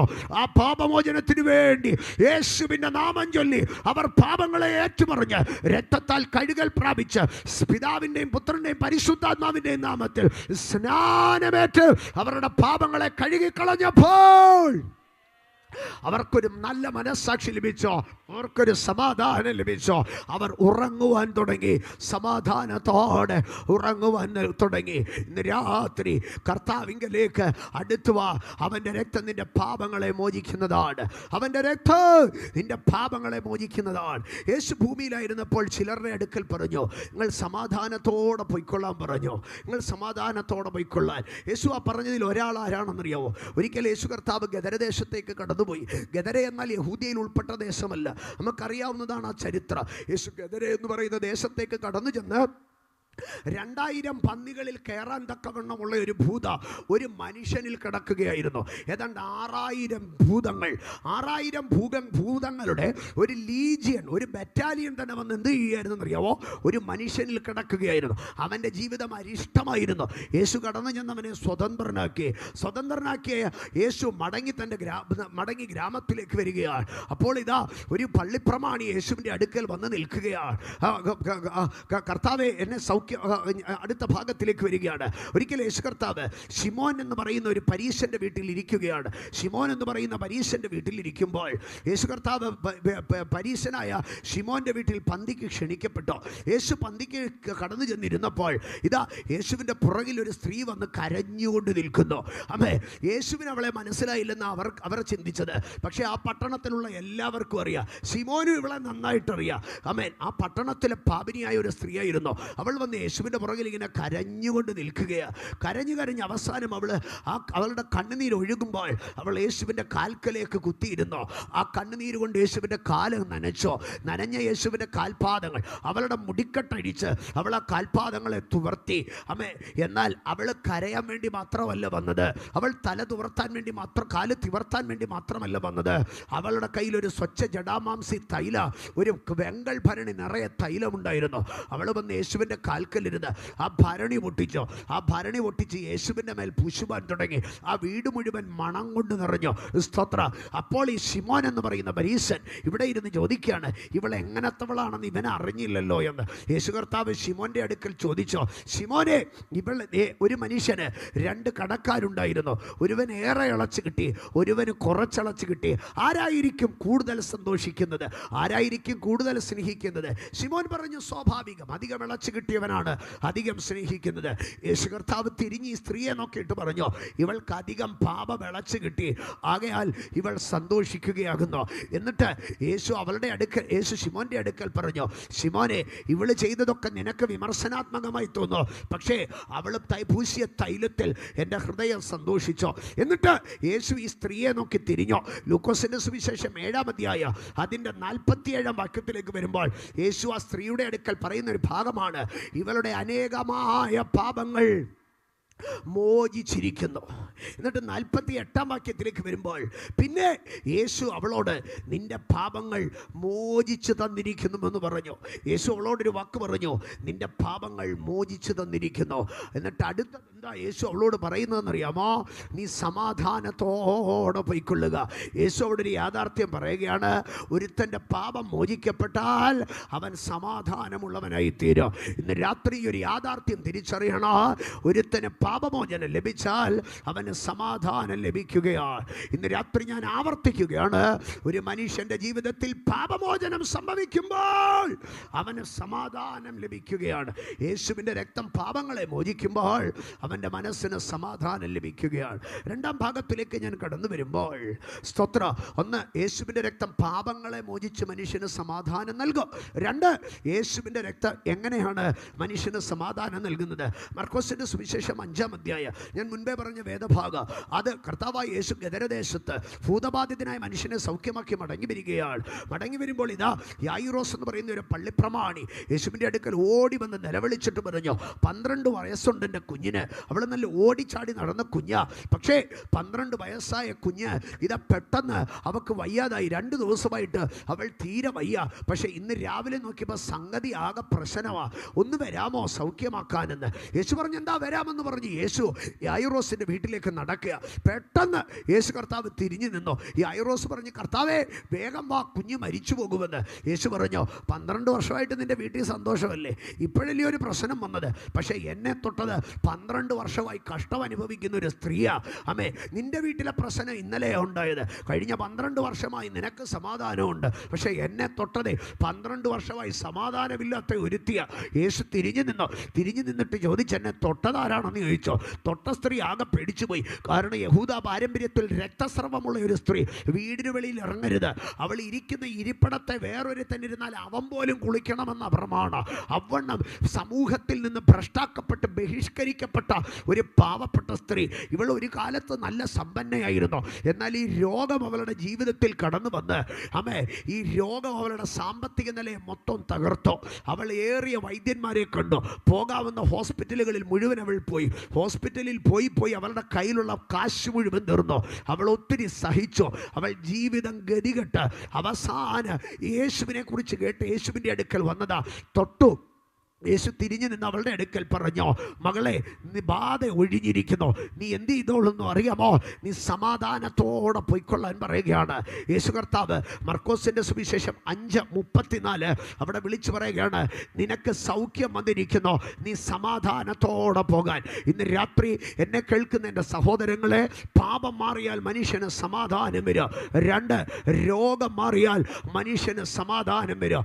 അതുകൊണ്ടാണ് യെരമ്യാ പ്രവചനം 33-ാം അധ്യായത്തിലേക്ക് കടന്നു വരുമ്പോൾ, യെരമ്യാ പ്രവചനം 33-ാം അധ്യായം അതിൻ്റെ 6-ാം വാക്യത്തിൽ ഇങ്ങനെയാണ് എഴുതിയിരിക്കുന്നത്, ഇതാ ഞാൻ രോഗശാന്തിയും ആരോഗ്യവും വരുത്തി അവരെ സൗഖ്യമാക്കുകയോ സമാധാനത്തിൻ്റെയോ സത്യത്തിൻ്റെയും സമൃദ്ധി അവർക്ക് വെളിപ്പെടുത്തുകയും ചെയ്യുക. അപ്പം രോഗശാന്തിക്കകത്ത് നിന്ന്, സൗഖ്യത്തിനകത്ത് നിന്ന് കർത്താവ് മനുഷ്യൻ എന്ത് നൽകുകയാണ്? സമാധാനത്തെ നൽകുകയാണ്. ഇന്ന് രാത്രികാല ഞങ്ങളെ ശ്രവിക്കുന്നവരാരെങ്കിലും രോഗബന്ധനങ്ങൾക്കകത്തുണ്ടെങ്കിൽ, ഈ രാത്രി ഞാൻ പ്രസംഗിക്കുന്ന യേശുവിൻ്റെ രക്തത്തിന് നിന്റെ രോഗങ്ങളെ സൗഖ്യമാക്കുവാൻ അധികാരമുണ്ട്.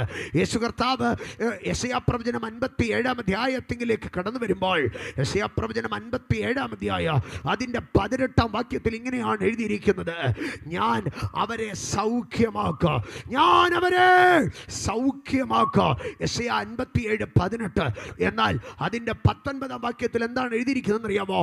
ദൂരസ്ഥനും സമീപസ്ഥനോ സമാധാനം, സമാധാനം എന്ന് പറഞ്ഞാൽ ഞാൻ സൗഖ്യമാക്കി സമാധാനം നൽകുക. ഇന്ന് രാത്രി രോഗം തകർത്ത് കളഞ്ഞ നിന്റെ കുടുംബത്തിൻ്റെ സമാധാനം ഇന്ന് രാത്രി യേശുവിൻ്റെ രക്തത്തിന് യഥാസ്ഥാനപ്പെടുത്തി മാറ്റുവാൻ കഴിയുക. ഇന്ന് രാത്രി എത്ര പേർ ഈ പന്തലിനകത്താരെങ്കിലും ഒരു രോഗിയായി കടന്നു വന്നിട്ടുണ്ടെങ്കിൽ, ഇന്ന് രാത്രി നീ ആ രോഗവുമായി കടന്നു പോകത്തില്ല. ഇന്ന് രാത്രി യേശു നിന്നെ സൗഖ്യമാക്കുകയാണ്. അവൻ നമ്മുടെ പാപങ്ങളെ ചുമന്നുകൊണ്ട് ക്രൂശിന്മേൽ കയറി അവൻ്റെ അടിപ്പിണരാൽ ആ അടിപ്പിണരിൽ നിന്ന് ഒഴുകിയ പുണ്യാഹ രക്തത്താൽ നീ സൗഖ്യമാവുകയാണ്.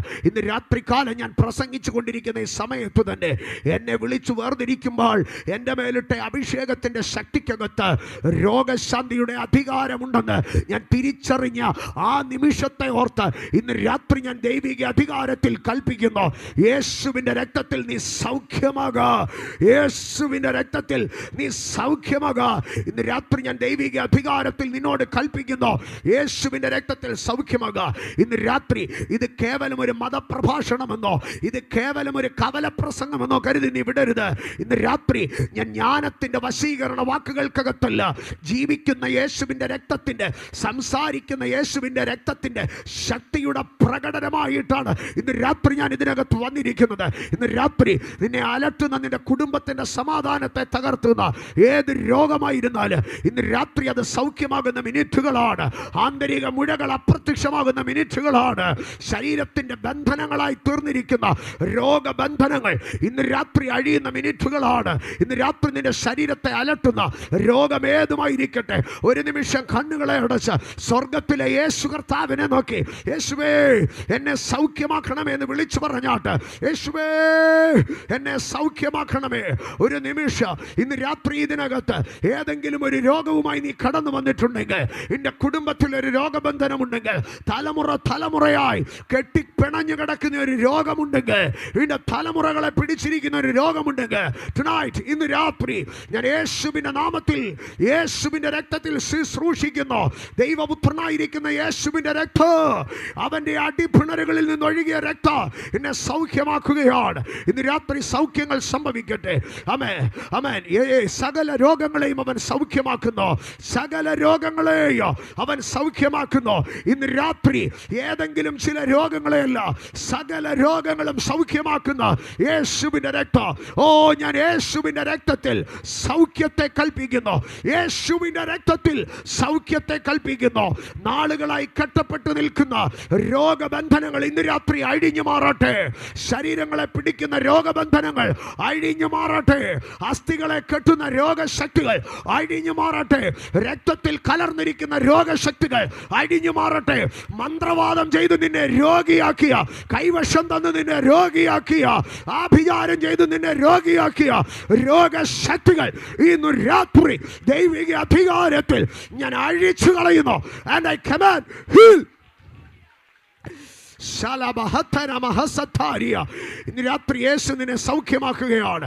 Receive the healing, receive the healing tonight. ഇന്ന് രാത്രി യേശു നിന്നെ സൗഖ്യമാക്കുകയാണ്. ഈ രാത്രി യേശു നിന്നെ സൗഖ്യമാക്കുകയാണ്. യേശുവിന്റെ രക്തത്തിൽ മന്ത്രവാദം ചെയ്ത് നീ രോഗിയായി പോയ അവസ്ഥകൾക്കകത്തു നിന്ന്, പാരമ്പര്യമായി നിന്റെ മേൽ വീണ് കിടക്കുന്ന, നിന്റെ കുടുംബത്തിന് മേൽ വീണ് കിടക്കുന്ന രോഗശക്തികളുടെ അധികാരങ്ങൾ ഇന്ന് രാത്രി ഒഴിഞ്ഞു പോവുകയാണ്. ഇതാ നിന്റെ വീട്ടിൽ നിന്ന് ഒരു പുക പതറി പോകുന്നത് പോലെ രോഗശക്തികൾ അഴിഞ്ഞു പോവുകയാണ്. രോഗശക്തികൾ വിട്ടുപോവുകയാണ്. യേശുവിന്റെ സുവിശേഷം അത് രോഗശാന്തിയുടെ സുവിശേഷമാണ്. അവൻ ദൈവരാജ്യത്തെ കുറിച്ച് പ്രസംഗിച്ചു, രോഗികളെ സൗഖ്യമാക്കി, ഭൂതങ്ങളെ പുറത്താക്കി. യേശുവിന്റെ രക്തത്തിൽ, യേശുവിന്റെ രക്തത്തിൽ പത്രോസിന്റെ നിഴൽ തട്ടിയവർക്ക് വന്ന സൗഖ്യം പോലെ ഇന്ന് രാത്രി അഭിഷേകത്തിന്റെ നിഴലിനകത്ത്, അഭിഷേകത്തിന്റെ നിഴലിനകത്ത് ഇന്നമേൽ ഞാൻ ദൈവിക സൗഖ്യത്തെ റിലീസ് ചെയ്യുന്നു.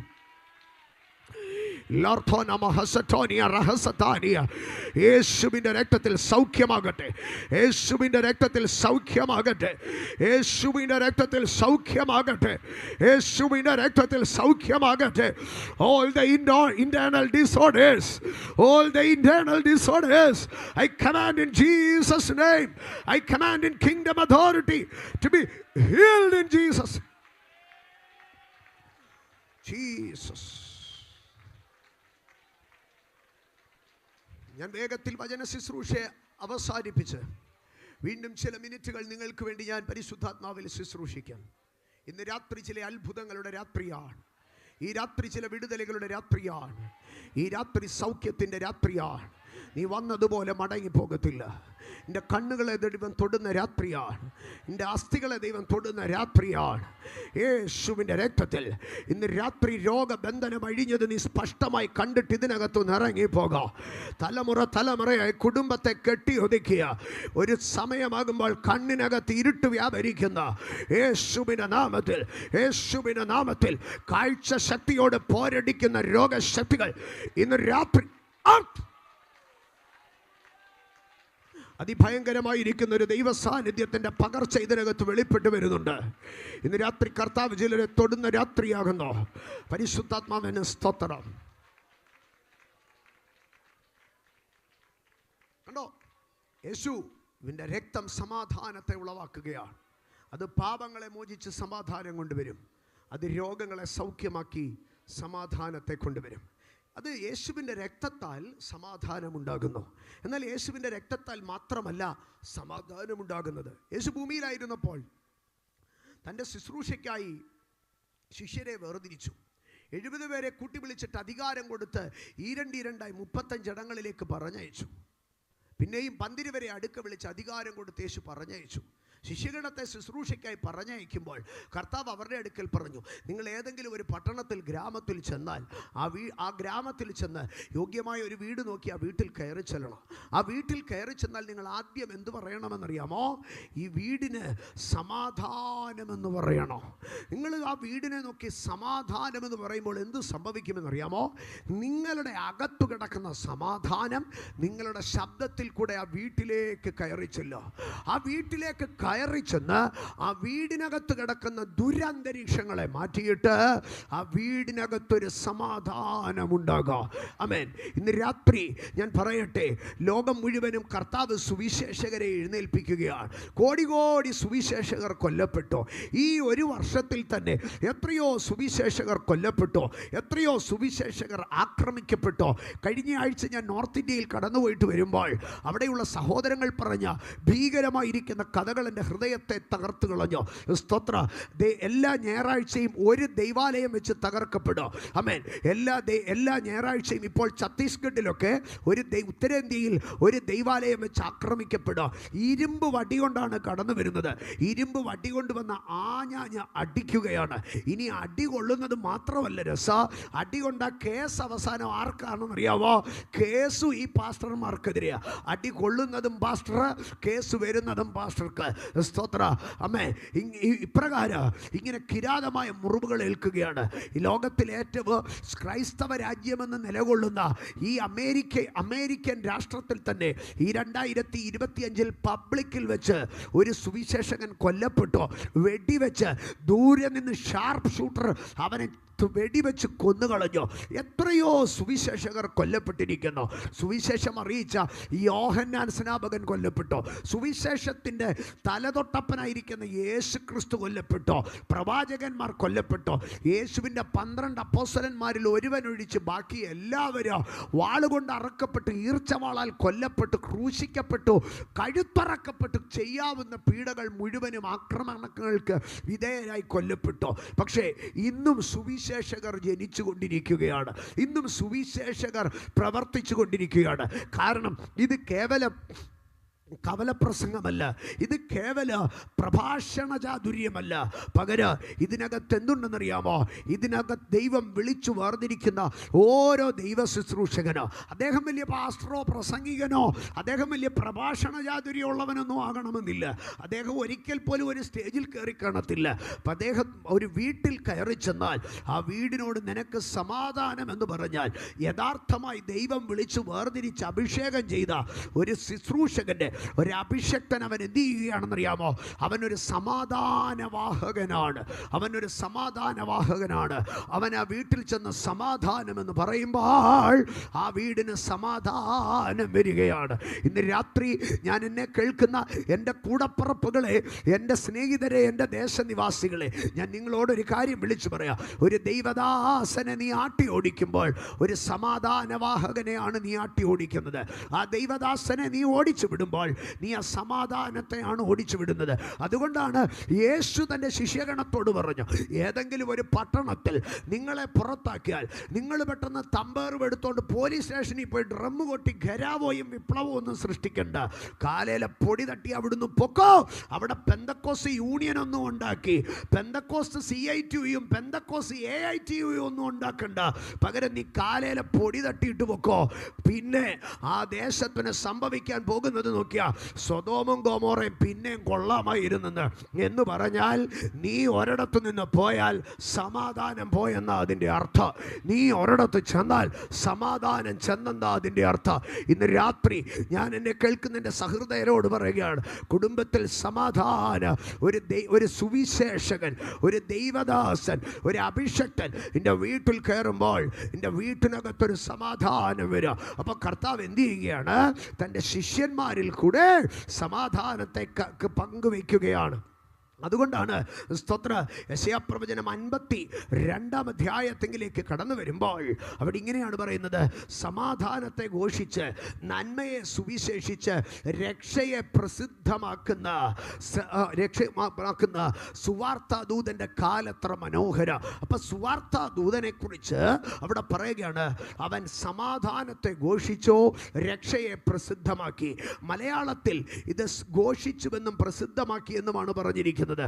എന്നാൽ അതിൻ്റെ യഥാർത്ഥ മൂലഭാഷയിലേക്ക് കടന്നു വരുമ്പോൾ publishing the good tidings and publishing the salvation and publishing the peace എന്നാണ് പറയുന്നത്. അപ്പോൾ രക്ഷയുടെ പ്രസംഗത്തിനകത്ത്, രക്ഷയ്ക്കകത്ത് ഒരു സമാധാനമുണ്ട്. ഇന്ന് രാത്രി സുവിശേഷത്തെ നീ സ്നേഹിക്കുമെങ്കിൽ, സുവിശേഷത്തെ നീ സ്നേഹിക്കുമെങ്കിൽ നിനക്കൊരു സമാധാനമുണ്ടാകുക. യേശുവിൻ്റെ രക്തം സമാധാനത്തിൻ്റെതാണ്, സുവിശേഷം സമാധാനത്തിൻ്റെതാണ്. ഇന്ന് രാത്രി ഞാൻ എൻ്റെ പ്രിയപ്പെട്ടവരുടെ അടുക്കലൊന്ന് ചോദിക്കട്ടെ, അമ്മേ, കൺവെൻഷന് പോയി ആരെങ്കിലും കള്ളുകുടിയന്മാരായിട്ടുണ്ടോ? കൺവെൻഷന് പോയിട്ട് ആരെങ്കിലും സ്തോത്രം വീട്ടിൽ വന്ന് അടിയും ബഹളം ഉണ്ടാക്കിയിട്ടുണ്ടോ? കൺവെൻഷന് പോയിട്ട് ആരെങ്കിലും തുണിയില്ലാതെ റോഡിൽ കിടന്നിട്ടുണ്ടോ? കൺവെൻഷന് പോയിട്ട് ആരെങ്കിലും കട തല്ലി പൊട്ടിച്ചിട്ടുണ്ടോ? എവിടെയും സംഭവിച്ചിട്ടില്ല. അമ്മേ, കാരണം സുവിശേഷം എന്നുള്ളത് മനുഷ്യനെ ഉത്തമ മനുഷ്യനാക്കി തീർക്കുന്നതാണ്. ലോകത്തിൻ്റെ വിനോദങ്ങൾ, ലോകത്തിൻ്റെ ലഹരിയും മദ്യവും മനുഷ്യനെ മൃഗമാക്കി തീർക്കുമ്പോൾ ഒരു മനുഷ്യനെ നല്ല മനുഷ്യനാക്കി തീർത്ത് അവൻ്റെ വീട്ടിനകത്ത് സമാധാനം നൽകുന്നത് ഞാൻ പ്രസംഗിക്കുന്ന ഈ സുവിശേഷമാണ്, ഞാൻ പ്രസംഗിക്കുന്ന ഈ ബൈബിളാണ്. സ്തോത്രം. ഇന്ന് രാത്രികാല പലപ്പോഴും അമ്മേ, ചില ദിവസങ്ങൾക്ക് മുൻപ് അമ്മേ, തെഹൽക്കയുടെ എഡിറ്ററായിട്ടിരിക്കുന്ന മാത്യു സാമുവൽ എന്ന് പറയുന്ന പ്രഗത്ഭനായിരിക്കുന്ന ഇന്ത്യ കണ്ടതിൽ ഏറ്റവും തികവേറിയൊരു മാധ്യമപ്രവർത്തകൻ, അദ്ദേഹത്തിന് ഒരു സ്വീകരണം സംഘടിപ്പിച്ചു. അദ്ദേഹത്തിനൊരു പുരസ്കാരം നൽകി. ആ പുരസ്കാരവേദിയിൽ അദ്ദേഹം പറഞ്ഞു, പെന്തക്കോസ്തുകാർക്ക് വേണ്ടി ശബ്ദിക്കാൻ ആരുമില്ല, പെന്തക്കോസ്തുകാർക്ക് വേണ്ടി ശബ്ദമുയർത്താൻ ആരുമില്ല. അത് കേട്ടിട്ട് നമ്മുടെ ചില സഹോദരൻ പറഞ്ഞു, ശരിയാ, പെന്തക്കോസ്തുകാരൊക്കെ ഒന്നിച്ച് നിന്ന് ശബ്ദമുയർത്തണം. ഇവിടെ പെന്തക്കോസ്തുകാരെന്നാ ഒന്നിച്ചിരുന്ന് ശബ്ദം ഉയർത്താഞ്ഞത്? എല്ലാ ഞായറാഴ്ചയും, എല്ലാ ഉപവാസ പ്രാർത്ഥനയ്ക്ക്, എല്ലാ രാത്രി പ്രാർത്ഥനയ്ക്ക് നീ ചെന്ന് നോക്ക്, പെന്തക്കോസ്തുകാർ ഒന്നിച്ചിരുന്ന് ശബ്ദം ഉയർത്തുന്നത് കാണാൻ കഴിയുക. അത് സെക്രട്ടേറിയറ്റിൻ്റെ വാതുക്കെ പോയല്ല, അമ്മേ, അത് കളക്ടറേറ്റിൻ്റെ വാതുക്കെ പോയല്ല, അത് മുഖ്യമന്ത്രിക്കെതിരെയല്ല അവൻ ശബ്ദം ഉയർത്തുന്നത്, അത് രാഷ്ട്രം ഭരിക്കുന്ന പാർട്ടിക്കെതിരെയല്ല അവൻ കൊട്ടിപ്പിടിക്കുന്നത്. അവൻ്റെ കരങ്ങൾ സ്വർഗത്തിലേക്ക് ഉയർത്താം, അവൻ്റെ നിലവിളി സ്വർഗത്തിലേക്ക് ഉയർത്താം. അമ്മേ, അവൻ ശബ്ദം ഉയർത്താം. പെന്തക്കോസ്തുകാരന് ശബ്ദമില്ലെന്ന് ഈ നാട്ടിൽ പറഞ്ഞ ആരെങ്കിലും വിശ്വസിക്കുമോ? പെന്തക്കോസ്തുകാരന് ശബ്ദമില്ലെന്ന്. ഇന്ന് രാത്രി പെന്തക്കോസ്തുകാരനൊരു ശബ്ദമുണ്ട്. പക്ഷേ അത് രാഷ്ട്രം ഭരിക്കുന്ന പാർട്ടിക്കെതിരെ ഉയർത്താനുള്ളതല്ല, അത് രാജ്യം ഭരിക്കുന്ന ഭരണാധികാരികൾക്കെതിരെ ഉയർത്താനുള്ളതല്ല, അത് ദൈവത്തിനെതിരെ ഉയർത്താനുള്ള, ദൈവത്തിൻ്റെ നേരെ പ്രാർത്ഥനയിൽ ഉയർത്താനുള്ളതാണ്. പെന്തക്കോസ്ത് സമരത്തിൻ്റെ മാർഗമല്ല, പെന്തക്കോസ്ത് സ്നേഹത്തിൻ്റെ മാർഗമാണ്. പെന്തക്കോസ്ത് അടിയുടെയും ഇടിയുടെയും ബോംബിൻ്റെയും മാർഗമല്ല, പെന്തക്കോസ്ത് സ്നേഹത്തിൻ്റെ മാർഗമാണ്. ഏതെങ്കിലും പെന്തക്കോസ്തിൻ്റെ ക്രൈസ്തവ ദൈവാലയങ്ങൾക്കകത്ത് അടിതട പഠിപ്പിക്കുന്നത് നിങ്ങൾ കണ്ടിട്ടുണ്ടോ? ഏതെങ്കിലും പെന്തക്കോസ്തിൻ്റെ ക്രൈസ്തവ ദൈവാലയങ്ങൾക്കകത്ത് ബോംബ് നിർമ്മിക്കുന്നത് നിങ്ങൾ കണ്ടിട്ടുണ്ടോ? ഏതെങ്കിലും പെന്തക്കോസ്തിൻ്റെ ദൈവാലയങ്ങൾക്കകത്ത്, ക്രൈസ്തവ ദൈവാലയങ്ങൾക്കകത്ത് വടിവാളും ബോംബും സൂക്ഷിക്കുന്നത് നിങ്ങൾ കണ്ടിട്ടുണ്ടോ? നിങ്ങൾ കണ്ടിട്ടില്ല, അത് കാണുകയുമില്ല. കാരണം സുവിശേഷം സമാധാനത്തിൻ്റെതാണ്. ഇന്ന് രാത്രി ഞങ്ങൾ നിന്നെ സ്നേഹത്തോടെ വിളിക്കുകയാണ്. സുവിശേഷത്തെ സ്നേഹിക്കുക, സുവിശേഷത്തിലേക്ക് കടന്നുവാ, യേശുവിൻ്റെ മാർഗത്തിലേക്ക് കടന്നുവാ. അവിടെ നിനക്ക് സമാധാനത്തെ നൽകുവാൻ കഴിയുക. ഞാൻ എൻ്റെ സമയം വേഗത്തിൽ പോവുകയാണ്. അമ്മേ, ഞാൻ സമാധാനത്തോടെ കിടന്നുറങ്ങും. എങ്ങനെയാണെന്നറിയാമോ? യേശുവിൻ്റെ രക്തം എൻ്റെ പാപങ്ങളെ മോചിക്കുന്നത് കൊണ്ട്, യേശുവിൻ്റെ രക്തം എൻ്റെ രോഗങ്ങളെ സൗഖ്യമാക്കുന്നത് കൊണ്ട്, യേശുവിൻ്റെ സുവിശേഷം എനിക്ക് സമാധാനം നൽകുന്നത് കൊണ്ട്. നാലാമത്തെ ഭാഗത്തിലേക്ക് ഞാൻ കടന്നു വരികയാണ്. നാലാമത്തെ ഭാഗം എങ്ങനെയാണ് ദൈവം മനുഷ്യന് സമാധാനം നൽകുന്നത്, അല്ലെങ്കിൽ ദൈവം സമാധാനത്തിൻ്റെ ദൈവമാണെന്ന് എങ്ങനെയാണ് തിരിച്ചറിയുവാൻ കഴിയുന്നത്? റോമാലേഖനം, ഞാൻ ആ വാക്യം വായിച്ച് അതിനെക്കുറിച്ച് ഒരു 1-2 മിനിറ്റ് സംസാരിച്ച് ഈ വാക്യത്തിൻ്റെ 2ാം ഭാഗത്തിലേക്ക് കയറുകയാണ്. എന്നാൽ ഈ ശുശ്രൂഷ പൂർത്തീകരിക്കുന്നതിന് മുൻപേ ഞാൻ ഈ വാക്യത്തിൽ നിന്ന് ശുശ്രൂഷിക്കാം. റോമാലേഖനം 16-ാം അധ്യായം അതിൻ്റെ 20-ാം വാക്യം ഇങ്ങനെയാണ് പറയുന്നത്: നമ്മുടെ ദൈവ കലക്കത്തിൻ്റെ ദൈവമല്ല, നമ്മുടെ ദൈവ സമാധാനത്തിൻ്റെ ദൈവമാണ്. Our God is God of peace. നമ്മുടെ ദൈവം ആരാണ്? അവൻ സമാധാനത്തിൻ്റെ ദൈവമാണ്. നമ്മുടെ ദൈവം സമാധാനത്തിൻ്റെ ദൈവമാണ്. ദൈവം സമാധാനത്തിൻ്റെ ദൈവമാണെന്ന് എങ്ങനെയാണ് തെളിയിക്കുന്നത്? ദൈവം നമുക്ക് സമാധാനം തരുമെന്ന് ദൈവം എങ്ങനെയാണ് പ്രൂവ് ചെയ്യുന്നത്? അതാണ് റോമലേഖനം 16:20 സമാധാനത്തിൻ്റെ ദൈവമോ വേഗത്തിൽ സാത്താനെ നിങ്ങളുടെ കാൽ കീഴേ ചതച്ചു കളയുക. നമ്മുടെ കർത്താവായ യേശു ക്രിസ്തുവിൻ്റെ കൃപ നിങ്ങളോടുകൂടെ ഇരിക്കുക എന്ന് പറഞ്ഞാൽ സ്തോത്ര, സമാധാനത്തിൻ്റെ ദൈവം നിന്റെ വീട്ടിൽ കയറി ഉച്ചയും കുത്തി നിൽക്കുന്ന പിശാചിനെ നിന്റെ കാലിൻ്റെ കീഴിലിട്ട് ചവിട്ടിക്കളഞ്ഞിട്ട് സ്തോത്ര ദൈവത്തിൻ്റെ കൃപ നിനക്ക് നൽകുമെന്ന് ഇന്ന് രാത്രി എത്ര പേർ വിശ്വസിക്കുന്നു?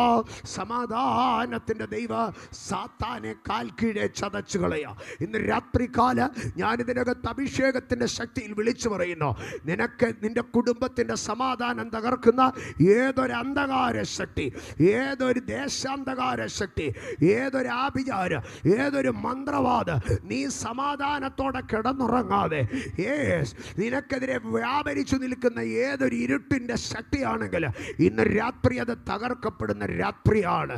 അമ്മേ, ഞാൻ എൻ്റെ കുട്ടിക്കാലത്ത് ഞാൻ എൻ്റെ വീട്ടിൽ കിടന്ന് ഇറങ്ങുമ്പോൾ സ്ഥിരമായി രാത്രി 10:45-നും 11-നും ഇടയ്ക്ക് ഞങ്ങളുടെ അപ്പുറത്തെ ചേട്ടനൊരു ഒറ്റ വിളിയുണ്ട്, എന്നയ്യോ എന്നെ കൊല്ലുന്നേന്നൊരു വിളി. രാവിലെ ഞങ്ങൾ ചോദിക്കും, മുരളിച്ചേട്ടാ എന്തോ പറ്റി, ഇന്നലെ രാത്രി എന്തുമായിരുന്നു ബഹളം? അയ്യോ എനിക്കൊന്നും അറിയത്തില്ല, പക്ഷെ രാത്രി ഭയങ്കര ബഹളമായിരുന്നു. ഒരു രാത്രി 10:45-ന് തുടങ്ങി എന്നയ്യോ എന്നെ കൊല്ലുന്നേന്നുള്ള വിളി 11:30 ആയിട്ടും തീർന്നില്ല. അവസാനം മുരളിച്ചേട്ടനെ നാട്ടുകാരെല്ലാം കൂടെ വന്ന് പിടിച്ചെടുത്ത് ഏതോ ഒരു മലയെ കൊണ്ടുവന്നു. പിറ്റേന്ന് രാവിലെ പുള്ളി എഴുന്നേറ്റ് നോക്കിയപ്പം കയ്യേലൊരു കറുത്ത ചരട് കിടക്കുന്നു. കറുത്ത ചരട് കിടന്നിട്ട് എന്നും രാത്രി 10:45 ഒരു വിളി വിളിക്കുക, എൻ്റെ അയ്യോ എന്നെ കൊല്ലുന്നു എന്ന്. എന്താ കാര്യമെന്നറിയാമോ?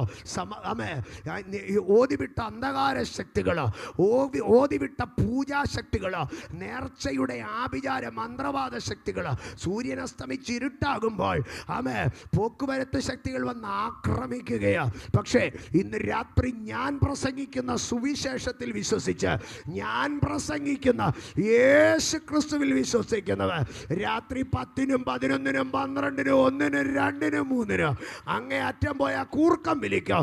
പക്ഷേ ഇന്ന് രാത്രി ഞാൻ തൻ്റെ ഇടത്തോടുകൂടി വിളിച്ചു പറയാ, ഒരു പെന്തക്കോസുകാരന് രാത്രി കിടന്ന് എൻ്റെ അയ്യോ എന്നെ കൊല്ലുന്നെന്ന് വിളിക്കത്തില്ല.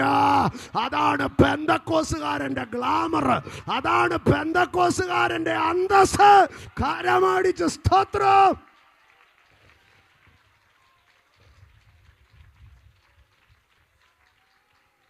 ഞാനൊരു ക്രിസ്ത്യാനിയായതിൽ അഭിമാനിക്കുന്നു.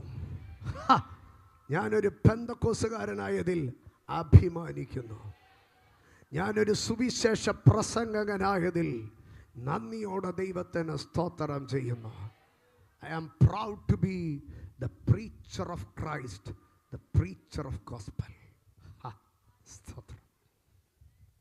അപ്പോൾ ദൈവം സമാധാനം നൽകുമ്പോൾ പൈശാചിക ശക്തികൾ കീഴടങ്ങും. ഞാൻ വേഗത്തിൽ പൂർത്തീകരിക്കട്ടെ.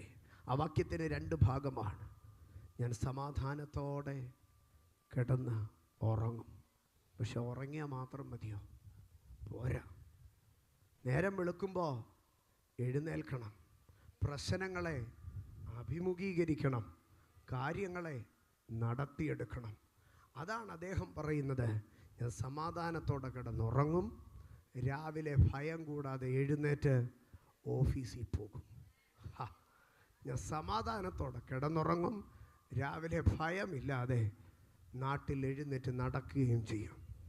നീയല്ലോ യഹോവേ എന്നെ നിർഭയം വസിക്കുമാറാക്കുന്നത്. ഇന്ന് രാത്രി അവൻ നിനക്ക് സമാധാനത്തോടെ ഉറക്കം തരിക മാത്രമല്ല, നാളെ രാവിലെ നീ എഴുന്നേൽക്കുമ്പോൾ ഒന്നിനെക്കുറിച്ചും ഭയമില്ലാതെ തൻ്റെ ഇടത്തോടെ നെഞ്ചുറപ്പോടെ നിനക്ക് നിൽക്കാൻ നിന്നെ സാധിക്കും. നീയല്ലോ യഹോവേ എന്നെ നിർഭയം വസിക്കുമാറാക്കുന്നത്. ഇന്ന് രാത്രി കരമുയർത്തി പറഞ്ഞേ, എനിക്ക് ഭയമില്ല, എനിക്ക് ഭയമില്ല. 27-ാം സങ്കീർത്തനത്തിലേക്ക് കടന്നു വരുമ്പോൾ ഭക്തൻ പറയുകയാണ്, യഹോവ എൻ്റെ രക്ഷയും എൻ്റെ വെളിച്ചവുമാകുന്നു, ഞാൻ ആരെ ഭയപ്പെടും? യഹോവ എൻ്റെ ജീവൻ്റെ ബലം, ഞാൻ ആരെ പേടിക്കും. അകത്ത് കിടക്കുന്നത് ദൈവമാണെങ്കിൽ അവനെ പേടിപ്പിക്കാൻ പറ്റത്തില്ലെന്ന്. അതുകൊണ്ട് അത്യുന്നതൻ്റെ മറവിൽ വസിച്ച് സർവശക്തൻ്റെ നിഴലിൻ കീഴിൽ പാർത്ത് യഹോവയെ കുറിച്ച് അവൻ എൻ്റെ സങ്കേതവും ബലവും കോട്ടയും എന്ന് പറയുന്ന ഭക്തൻ പറയുകയാണ്. രാത്രിയിലെ ഭയത്തെയോ, പകൽ പറക്കുന്ന അസ്ത്രത്തെയോ, ഇരുട്ടിൽ സഞ്ചരിക്കുന്ന മഹാമാരിയെയോ, ഉച്ചയ്ക്ക് നശിപ്പിക്കുന്ന സംഹാരത്തെയോ എനിക്ക് പേടിപ്പാനില്ല, എനിക്ക് ഭയമില്ല. അതുകൊണ്ട് ആ ക്രൈസ്തവ കൈരളി ഇങ്ങനെ പാടും: ഭയമോ ഇനി എന്നിൽ സ്ഥാനമില്ല. ജീവിതത്തിൽ ഭയമില്ല. എന്താ കാരണമെന്നറിയാമോ? കർത്താവ് അവനെ നിർഭയം വസിക്കുമാറാക്കുകയാണ്. പക്ഷെ അടുത്ത ചോദ്യം, ദൈവം എങ്ങനെയാ സമാധാനം തരുന്നതെന്ന് ഞാൻ പറഞ്ഞു. അപ്പോൾ അടുത്ത ചോദ്യം ഞാൻ ചോദിക്കുക, ദൈവം എങ്ങനെയാ ഭയമില്ലാതാക്കുന്നത്? ദൈവം എങ്ങനെയാ നമ്മുടെ ഭയത്തെ എടുത്തു കളയുന്നത്? ആമേൻ. ഞാൻ ചില വാക്യങ്ങളിൽ കൂടെ വേഗത്തിൽ സഞ്ചരിക്കാം. യെശയ്യാപ്രവചനം 41 അധ്യായം അതിൻ്റെ 10 വാക്യത്തിൽ പറയുകയാണ്, നീ പേടിക്കണ്ട കേട്ടോ, നീ ഭയപ്പെടണ്ട. എന്തുകൊണ്ടാണ് പറയുന്നതെന്നറിയാമോ? നീ ഭയപ്പെടണ്ട, ഞാൻ നിന്നോടുകൂടെയുണ്ട്. ദൈവം ഒരു മനുഷ്യൻ്റെ ഭയത്തെ മാറ്റുന്നത് എങ്ങനെയാണെന്നറിയാമോ? ദൈവം ഒരു മനുഷ്യൻ്റെ ഭയത്തെ മാറ്റുന്നത് ദൈവം അവൻ്റെ കൂടെ നിന്നാണ്. ഉൽപ്പത്തി പുസ്തകം 26 അധ്യായത്തിലേക്ക് കടന്നു വരുമ്പോൾ, ഉൽപ്പത്തി പുസ്തകം 26 അധ്യായം 24 വാക്യം, ഇസഹാക്കിൻ്റെ അടുക്കൽ ദൈവം എന്ന് പറയുക, ഇസഹാക്ക് നീ ഭയപ്പെടരുത്, ഞാൻ എന്തുണ്ട്? ഞാൻ നിന്നോടുകൂടെയുണ്ട്. എൻ്റെ സഹോദരങ്ങളെ, മോശ എന്ന വയോധികൻ മരിച്ചു. കുട്ടിക്കാലം തുടങ്ങി മോശയുടെ കൈപിടിച്ച് നടന്ന യോശുവ എന്ന ബാലൻ ഇപ്പോൾ നല്ലൊരു പുരുഷനായി മാറി. എന്നാൽ ഒരു ദിവസത്തിൽ മോശ യോശുവയുടെ അടുക്കൽ വിട പറഞ്ഞ് നെബോ എന്ന പർവ്വതത്തിൽ പിസ്ഗ എന്ന കൊടുമുടിയിലേക്ക് നടന്നു പോകുമ്പോൾ, ഇത്രകാലം തുണ നിന്ന മോശ ഒരു പൊട്ടുപോലെ പർവ്വതത്തിൽ മറഞ്ഞു പോകുന്നത് കണ്ട് ഭയത്തോടെ നിന്ന യോശുവയുടെ അടുക്കൽ ദൈവം ഇറങ്ങി വന്നിട്ട് പറഞ്ഞു, യോശുവ, നീ പോകുന്ന എല്ലായിടത്തും നിന്റെ ദൈവമായ യഹോവ നിന്നോട് കൂടെ ഉള്ളതുകൊണ്ട് നീ ധൈര്യമുള്ളവനായിരിക്കുക, നീ ഉറപ്പുള്ളവനായിരിക്കുക, നീ ഭയപ്പെടരുത്, നീ ഭ്രമിക്കുകയുമരുത് എന്ന്. കണ്ടോ, ദൈവം ഒരു മനുഷ്യൻ്റെ അടുക്കൽ പറയാ, നീ പേടിക്കാതിരിക്കുന്ന യോശുവയുടെ അടുക്കൽ. യോശുവ നല്ല വൃദ്ധനാ, യോശുവ നല്ല വാർദ്ധക്യത്തോട് അടുക്കുന്ന സമയമായത്. എന്നാൽ വേറെ ഒരു പ്രവാചകനുണ്ട് ബൈബിളിൽ, യെരമ്യാവ് എന്ന് പറയുന്ന ഒരു മനുഷ്യൻ. യെരമ്യാവ് എന്ന് പറയുന്ന ആ കുട്ടി പ്രവാചകന്റെ അടുക്കൽ, ആ യൗവനക്കാരൻ്റെ അടുക്കൽ ചെന്നിട്ട് കർത്താവ് പറയുക, യെരമ്യാവ് നീ പോയി പ്രവചിക്കണമെന്ന് പറയുകയാണ്. അനാഥോത്ത് എന്ന് പറയുന്ന കൊച്ചു ഗ്രാമത്തിൽ നിന്ന് പുരോഹിതപുത്രനായി നിന്നവൻ ഇന്ന് വരെ പ്രവചിച്ചിട്ടില്ല. ജനത്തിൻ്റെ മുമ്പിൽ നിൽപ്പാൻ തക്കവണ്ണം ശാസ്ത്രിമാരുടെ പ്രബലമായി നിൽക്കുന്ന മുതിർന്ന തലനരച്ച പിതാക്കന്മാരുടെ മുമ്പിൽ നിന്ന് പറയാനുള്ള കെൽപ്പ് തനിക്കുണ്ടായിട്ടില്ല. പക്ഷേ ദൈവം പറഞ്ഞു, യെരമ്യാവ് നീ പോയി സംസാരിക്കണം. യെരമ്യാവ് പേടിച്ചു നിന്നപ്പോൾ ദൈവം യെരമ്യാവിൻ്റെ അടുക്കൽ 1 അധ്യായം 8 വാക്യത്തിൽ പറഞ്ഞു, നീ അവരെ പേടിക്കേണ്ട യെരമ്യാവ്, നിന്നെ വിടുവിക്കേണ്ടതിന് ഞാൻ നിന്റെ കൂടെയുണ്ട്. ഇന്ന് രാത്രി എന്നെ കേൾക്കുന്ന എൻ്റെ സഹോദരങ്ങളെ, കൂരിരുൾ താഴ്വരയിൽ കൂടി കടന്നാൽ നീ പേടിക്കേണ്ടി വരത്തില്ല. കാരണം നിന്നോട് കൂടെ ഇരിക്കുന്ന ഒരു ദൈവം നിനക്കുണ്ട്. അതുകൊണ്ടാണ് യെശയ്യാപ്രവചനം 43 അധ്യായത്തിലേക്ക് കടന്നു വരുമ്പോൾ പറയുക, യാക്കോബേ നീ പേടിക്കരുത് കേട്ടോ, നീ ഭയപ്പെടരുത്, നീ വീണ്ടെടുക്കപ്പെട്ടവനാ, ഞാൻ നിന്നെ പേർ ചൊല്ലി വിളിച്ചവനാ, നീ എനിക്കുള്ളവനാ. എന്നിട്ട് അടുത്തതായിട്ട് പറയുക, ജീവിതത്തിൽ നീ വെള്ളത്തിൽ കൂടി കടക്കാം, പക്ഷേ നീ ഏകനാകത്തില്ല. നീ തീയിൽ കൂടി കടക്കാം, പക്ഷേ നീ ഒറ്റയ്ക്കാകത്തില്ല. അവ നിന്റെ മീതെ കവിയാതെ, നീ വെന്തുപോകാതെ, നിന്നെ ദഹിപ്പിക്കാതെ ഞാൻ നിന്റെ കൂടെ ഇരിക്കാം. ഇന്ന് രാത്രി നീ അറിയണം ദൈവമൈതലേ, യേശു കർത്താവ് ഭൂമിയിൽ ശിഷ്യന്മാർക്ക് നൽകിയ വാഗ്ദത്തങ്ങളിൽ ഏറ്റവും സമുന്നതമായ വാഗ്ദത്ത കണ്ടാലും ലോകത്തിൻ്റെ അവസാനത്തോളം എല്ലാ നാളും ഞാൻ നിന്നോടുകൂടെ ഇരിക്കുക, ഞാൻ നിന്നെ ഒരു നാളും കൈവിടുകയില്ല, ഞാൻ നിന്നെ ഉപേക്ഷിക്കുകയില്ല. ഇന്ന് രാത്രി നീ ഭയപ്പെടരുത്, നീ ആകുലപ്പെടരുത്. അതുകൊണ്ടാണ് ഭക്തന്മാർ പാടിയത്, താൻ വാഴുകയാൽ എനിക്ക് ആകുലമില്ല, നാളെ എന്ന ഭീതിയില്ല, കാരണം എൻ്റെ ഭാവിയെല്ലാം ദൈവകരങ്ങളിൽ സുരക്ഷിതമാണ്. ഇന്ന് രാത്രി ഭയത്തിന് ഭയത്തിന് എന്നിൽ സ്ഥാനമില്ല.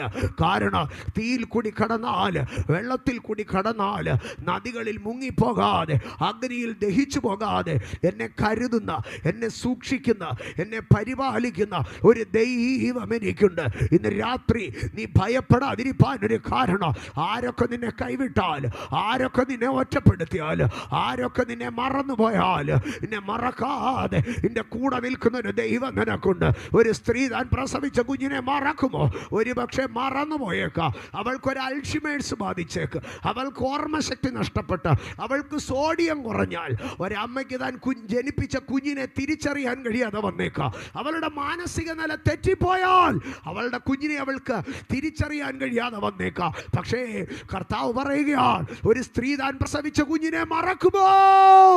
മറന്നാൽ ഞാൻ നിന്നെ മറന്നു കളയുകയില്ല, ഞാൻ നിന്നെ കൈവിടുകയില്ല, ഞാൻ നിന്നെ ഉപേക്ഷിക്കുകയില്ല, ഞാൻ നിന്നെ അനാഥനായി വിടുകയില്ല, ഞാൻ നിന്നെ ഏകനായി വിടുകയില്ല. നിന്റെ എല്ലാ വഴികളിലും നീ പോകുന്നിടത്തൊക്കെ ഞാൻ നിന്നോടുകൂടെ ഇരിക്കുക. ചൂരച്ചെടിയുടെ നടുവിൽ ചുവട്ടിൽ നീ കിടന്നാൽ, ഗുഹയ്ക്കകത്ത് നീ ഇരുന്നാൽ, ഞാൻ നിന്നോടുകൂടെ ഇരിക്കുക. ഒരിക്കൽ ഭക്തൻ പറഞ്ഞു, ദൈവത്തിൻ്റെ കണ്ണിൽ നിന്ന് ഒളിച്ച് എനിക്ക് പോകാനൊരിടമില്ല. സമുദ്രത്തിൻ്റെ അറ്റത്ത് ചെന്നാൽ അവിടെ ആ കരത്തെ എനിക്ക് കാണുവാൻ കഴിയും. പാതാളത്തിൻ്റെ ആഴത്തിൽ ഞാൻ കിടക്ക വിരിച്ചാൽ അവിടെ ഞാൻ സാന്നിധ്യം അറിയാം. ഇന്ന് രാത്രി നിന്നെ കൈവിടാതെ നിന്റെ കൂടെ നിൽക്കുന്ന ഒരു യേശു നിനക്കുണ്ട്. ആകയാൽ നീ ഭയപ്പെടരുത്. ഒന്ന്, നീ പേടിക്കാതിരിക്കാനുള്ള ഒന്നാമത്തെ കാരണം, നീ എവിടെയായാലും ഏത് സാഹചര്യത്തിലായാലും ദൈവം നിന്നോട് കൂടെയുണ്ട്. യേശുവിന് മറ്റൊരു പേരുണ്ട്. എന്താണ് ആ പേരെന്നറിയാമോ? 7 നൂറ്റാണ്ടുകൾക്ക് മുമ്പ്, യേശു ജനിക്കുന്നതിന് 7 നൂറ്റാണ്ടുകൾക്ക് മുമ്പ് ഇസ്രായേലിലെ പ്രവാചകനായിരിക്കുന്ന യെശയ്യാവിൻ്റെ അടുക്കൽ ദൈവം പറഞ്ഞു, കന്യക ഗർഭിണിയായി ഒരു മകനെ പ്രസവിക്കാം, അവന് പേര് വിളിക്കുമ്പോൾ ഇങ്ങനെ പേര് വിളിക്കണം, ദൈവം നമ്മോട് കൂടെ എന്നർത്ഥമുള്ള ഇമ്മാനുവേൽ എന്ന പേർ വിളിക്കണം. യേശു എന്നാൽ ഇമ്മാനുവേൽ എന്നാണ്. ഇമ്മാനുവേൽ എന്നാൽ അവൻ ദൈവം നമ്മോടുകൂടെ എന്നുള്ളതാണ്. ഇന്ന് രാത്രി ഇമ്മാനുവേൽ നിന്നോടുകൂടെ, ഇമ്മാനുവേൽ ദൈവം നിന്നോടുകൂടെ. നീ അനാഥനല്ല, നീ ഏകനല്ല, നീ ഒറ്റപ്പെട്ടവനല്ല. നീ നടക്കുന്ന വഴി അവൻ അറിയുന്നുണ്ട്, നിന്റെ സഞ്ചാര പദങ്ങളെ അവൻ അറിയുന്നുണ്ട്. നീ തീയിൽ വെന്തുപോകത്തില്ല, അഗ്നി നിന്നെ ദഹിപ്പിക്കത്തില്ല, നദി നിന്നെ മുക്കത്തില്ല, വെള്ളം നിന്റെ മീതെ കവിയുകയില്ല. കാരണം നീ പേടിക്കരുത്, ദൈവം നിന്നോടുകൂടെ. കൂരിരുൾ താഴ്വരയിൽ കൂടി കടന്നാൽ നീ അധൈര്യപ്പെടരുത്, ദൈവം നിന്നോടുകൂടെ. എന്നാൽ ദൈവം കൂടിയിരിക്കുമെന്നുള്ളത് കൊണ്ട് മാത്രമല്ല. യെശയ്യാ പ്രവചനം 41-ാം അധ്യായം അതിൻ്റെ 10-ാം വാക്യത്തിൽ ഇങ്ങനെയാണ് പറയുന്നത്. യെശയ്യാ 41:10, അമ്മേ നീ ഭയപ്പെടരുത്, നീ പേടിക്കരുത്. എന്താ കാര്യമെന്നറിയാമോ? ഞാൻ നിന്നെ സഹായിക്കും, ഞാൻ നിന്നെ ശക്തീകരിക്കുക, എൻ്റെ നീതിയുള്ള വലം കൈ കൊണ്ട് ഞാൻ നിന്നെ താങ്ങും എന്ന് പറഞ്ഞാൽ ഒറ്റ വാക്കിൽ ഞാൻ പറയാ, നിന്റെ അവസ്ഥ അറിഞ്ഞ് ഞാൻ നിന്റെ കൂടെ നിൽക്കാം. നീ ബലഹീനനാകുമ്പോൾ ഞാൻ നിന്നെ താങ്ങും, നിനക്ക് ആവശ്യം വരുമ്പോൾ ഞാൻ നിന്നെ സഹായിക്കാം, നിന്റെ ജീവിതത്തിലെല്ലാം തകർന്നുവെന്ന് തോന്നുമ്പോൾ ഞാൻ നിന്നെ ശക്തീകരിക്കുക. ഇന്ന് രാത്രി നീ ഭയപ്പെടരുത്. നിന്റെ അവസ്ഥകളെ അറിഞ്ഞ് നിനക്ക് വേണ്ടി പ്രവർത്തിക്കുന്ന ഒരു ദൈവം നിനക്കുണ്ട്. എന്നെ സഹായിക്കണമെങ്കിൽ അവൻ സഹായിക്കുക, എന്നെ ശക്തീകരിക്കണമെങ്കിൽ അവൻ ശക്തീകരിക്കുക, എന്നെ താങ്ങണമെങ്കിൽ അവൻ താങ്ങുക. ഇന്ന് രാത്രി ദൈവത്തിൻ്റെ പൈതലേ, നീ എന്തിനാ പേടിക്കുന്നേ? നിന്റെ അവസ്ഥ ഏതായിരുന്നാലും അമ്മേ, ശങ്ക കൂടാതെ നിന്നെ ചേർത്ത് പിടിക്കുന്ന ഒരുത്തനാണ് നിന്റെ കൂടെയുള്ളത്. ഇന്ന് രാത്രി യേശു നിന്റെ കൂടെ ഉണ്ടെന്ന് പറഞ്ഞാൽ പൂർത്തീകരിക്കപ്പെടത്തില്ല. അതിനപ്പുറം ഞാൻ ഇങ്ങനെ പറയാം, നിന്റെ അവസ്ഥ അറിഞ്ഞ് നിന്നെ സഹായിക്കുന്ന, ഏത് സാഹചര്യത്തിൽ നിനക്ക് തുണ നിൽക്കുന്ന ഒരു ദൈവം നിനക്കുണ്ട്. മൂന്നാമതായി ഞാനൊരു ഭാഗം പറഞ്ഞ് അവസാനിപ്പിക്കുകയാണ്. നീ ഭയപ്പെടരുത് കേട്ടോ, നീ ഭയപ്പെടരുത്. ഒരു പെന്തക്കോസുകാരന്, ഒരു ദൈവ പൈതലിന്, ഒരു രക്ഷിക്കപ്പെട്ടവന്, ഒരു മാനസാന്തരപ്പെട്ടവന്, ഒരു സ്നാനപ്പെട്ടവന്, അതിനപ്പുറം വ്യക്തമായി പറഞ്ഞാൽ ദൈവത്തിൻ്റെ പരിശുദ്ധാത്മാവിൻ്റെ അഭിഷേകം തലയിൽ വീണ് അവൻ്റെ കൃപയകത്ത് വന്നവന് ഭയപ്പെടാനൊരു സാധ്യതയില്ല. കാരണം തിരുവെഴുത്ത് ഇങ്ങനെയാണ് പറയുന്നത്, അവൻ നിങ്ങളുടെ മേൽ പകർന്നിരിക്കുന്നത് ഭീരുത്വത്തിൻ്റെ ആത്മാവിനെ അല്ല, ഭയത്തിൻ്റെ ആത്മാവിനെ അല്ല, ശക്തിയുടെയോ സ്നേഹത്തിൻ്റെയോ സുബോധത്തിൻ്റെയോ ആത്മാവിനെ അത്രേ. ഇന്ന് രാത്രി നിനക്ക് ഭയപ്പെടുവാൻ കഴിയത്തില്ല. കാരണം നിന്റെ അകത്ത് ദൈവം ഒരു ആത്മാവിനെ തന്നോ, നിന്റെ അകത്ത് ദൈവം ഒരു സ്പിരിറ്റിനെ തന്നോ. ആ സ്പിരിറ്റ് ഭയത്തിൻ്റെ സ്പിരിറ്റ് സ്പിരിറ്റ് അല്ല. ആ സ്പിരിറ്റ് പേടിക്കാനുള്ള സ്പിരിറ്റ് അല്ല. ആ സ്പിരിറ്റ് ബലത്തിൻ്റെ സ്പിരിറ്റാണ്. ആ സ്പിരിറ്റ് ശക്തിയുടെ ആത്മാവാണ്. ഇന്ന് രാത്രി നീ പേടിക്കത്തില്ല. യഹോവ നിന്റെ രക്ഷയാണ്. യഹോവ നിന്റെ വെളിച്ചമാണ്. ഇന്ന് രാത്രി അതരം തുറന്ന് വിളിച്ചു പറഞ്ഞാട്ട് ഞാൻ സമാധാനത്തോടെ കിടന്നുറങ്ങും. എന്നെ നിർഭയമായി സൂക്ഷിക്കുന്ന, ഭയം കൂടാതെ കാവൽ ചെയ്യുന്ന ഒരു ദൈവം എനിക്കുണ്ട്. ഇന്ന് രാത്രി ഇതിനകത്ത് നീ രോഗിയാണോ, നീ പാപിയാണോ, നീ പൈശാചിക പോരാട്ടങ്ങളിൽ അലട്ടപ്പെടുന്നവനാണോ, ഇന്ന് രാത്രി യേശു നിന്നെ സ്നേഹത്തോടെ വിളിക്കുകയാണ്. ഈ രാത്രി നിന്റെ വിടുതലിൻ്റെ രാത്രിയാകട്ടെ. ഈ രാത്രി നിന്റെ സൗഖ്യത്തിൻ്റെ രാത്രിയാകട്ടെ. അടഞ്ഞ കണ്ണുകളോടെ ചില മിനിറ്റുകൾ എഴുന്നേറ്റ് നിന്നാട്ടെ. ഇന്ന് രാത്രി നിന്റെ സമാധാനത്തെ തകർക്കുന്ന ഏത് വിഷയമായിരുന്നാലും ഈ രാത്രി ഇതിനകത്ത് പരിഹാരത്തിൻ്റെ രാത്രിയാണ്. ഈ രാത്രി ഇതിനകത്ത് വിടുതലിൻ്റെ രാത്രിയാണ്. അവൻ നിന്റെ അകർത്യമൊക്കെയും മോചിക്കുന്നു, നിന്റെ സകല രോഗങ്ങളെയും സൗഖ്യമാക്കുന്നു. ഇന്ന് രാത്രി നിന്റെ സമാധാനം തകരുന്ന വിഷയം ഏതായിരുന്നാലും ഈ രാത്രി സ്വർഗം നിന്നെ സൗഖ്യമാക്കുകയാണ്. ഈ രാത്രി നിന്റെ സമാധാനം തകരുന്ന വിഷയം ഏതായിരുന്നാലും ഈ രാത്രി ദൈവം നിന്നെ തൊടുകയാണ്. ഇന്ന് രാത്രി ദൈവത്തിൻ്റെ പൈതലേ, നിന്റെ സമാധാനം തകർക്കപ്പെടുന്ന വിഷയം എന്തുമായിക്കൊള്ളട്ടെ, നിന്റെ കുടുംബത്തിൻ്റെ സമാധാനം തകർക്കപ്പെടുന്ന വിഷയം അതെന്തുമായിക്കൊള്ളട്ടെ, ഒരുപക്ഷെ സാമ്പത്തിക തകർച്ചയായിരിക്കാം, ഒരുപക്ഷെ ശാരീരിക രോഗങ്ങളായിരിക്കാം, ഒരുപക്ഷെ മാനസിക സമ്മർദ്ദങ്ങളായിരിക്കാം, ഒരുപക്ഷെ പൈശാചിക പോരുകളായിരിക്കാം. ഈ രാത്രി യേശു നിന്നെ തൊടുന്ന രാത്രിയാണ്. ഈ രാത്രി യേശു നിന്നെ തൊടുന്ന രാത്രിയാണ്. നീ സമാധാനത്തോടെ കിടന്നുറങ്ങോ. നീ നിർഭയം കൂടാതെ വസിക്കോ. ഇന്ന് രാത്രി എത്ര പേർ വിളിച്ചു പറയുന്നു, ഞാൻ സമാധാനത്തോടെ കിടന്നുറങ്ങോ, ഞാൻ ഭയം കൂടാതെ ജീവിക്കോ, ഞാൻ സമാധാനത്തോടെ കിടന്നുറങ്ങോ, ഞാൻ ഭയം കൂടാതെ ജീവിക്കോ. കാരണം എനിക്ക് യേശുവുണ്ട്, എനിക്ക് യേശുവുണ്ട്. ഞാൻ ആകുലനാകുവാൻ മനമേ ഇനി കാര്യമില്ല. ഞാൻ ആകുലനാകുവാൻ മനമേ ഇനി കാര്യമില്ല.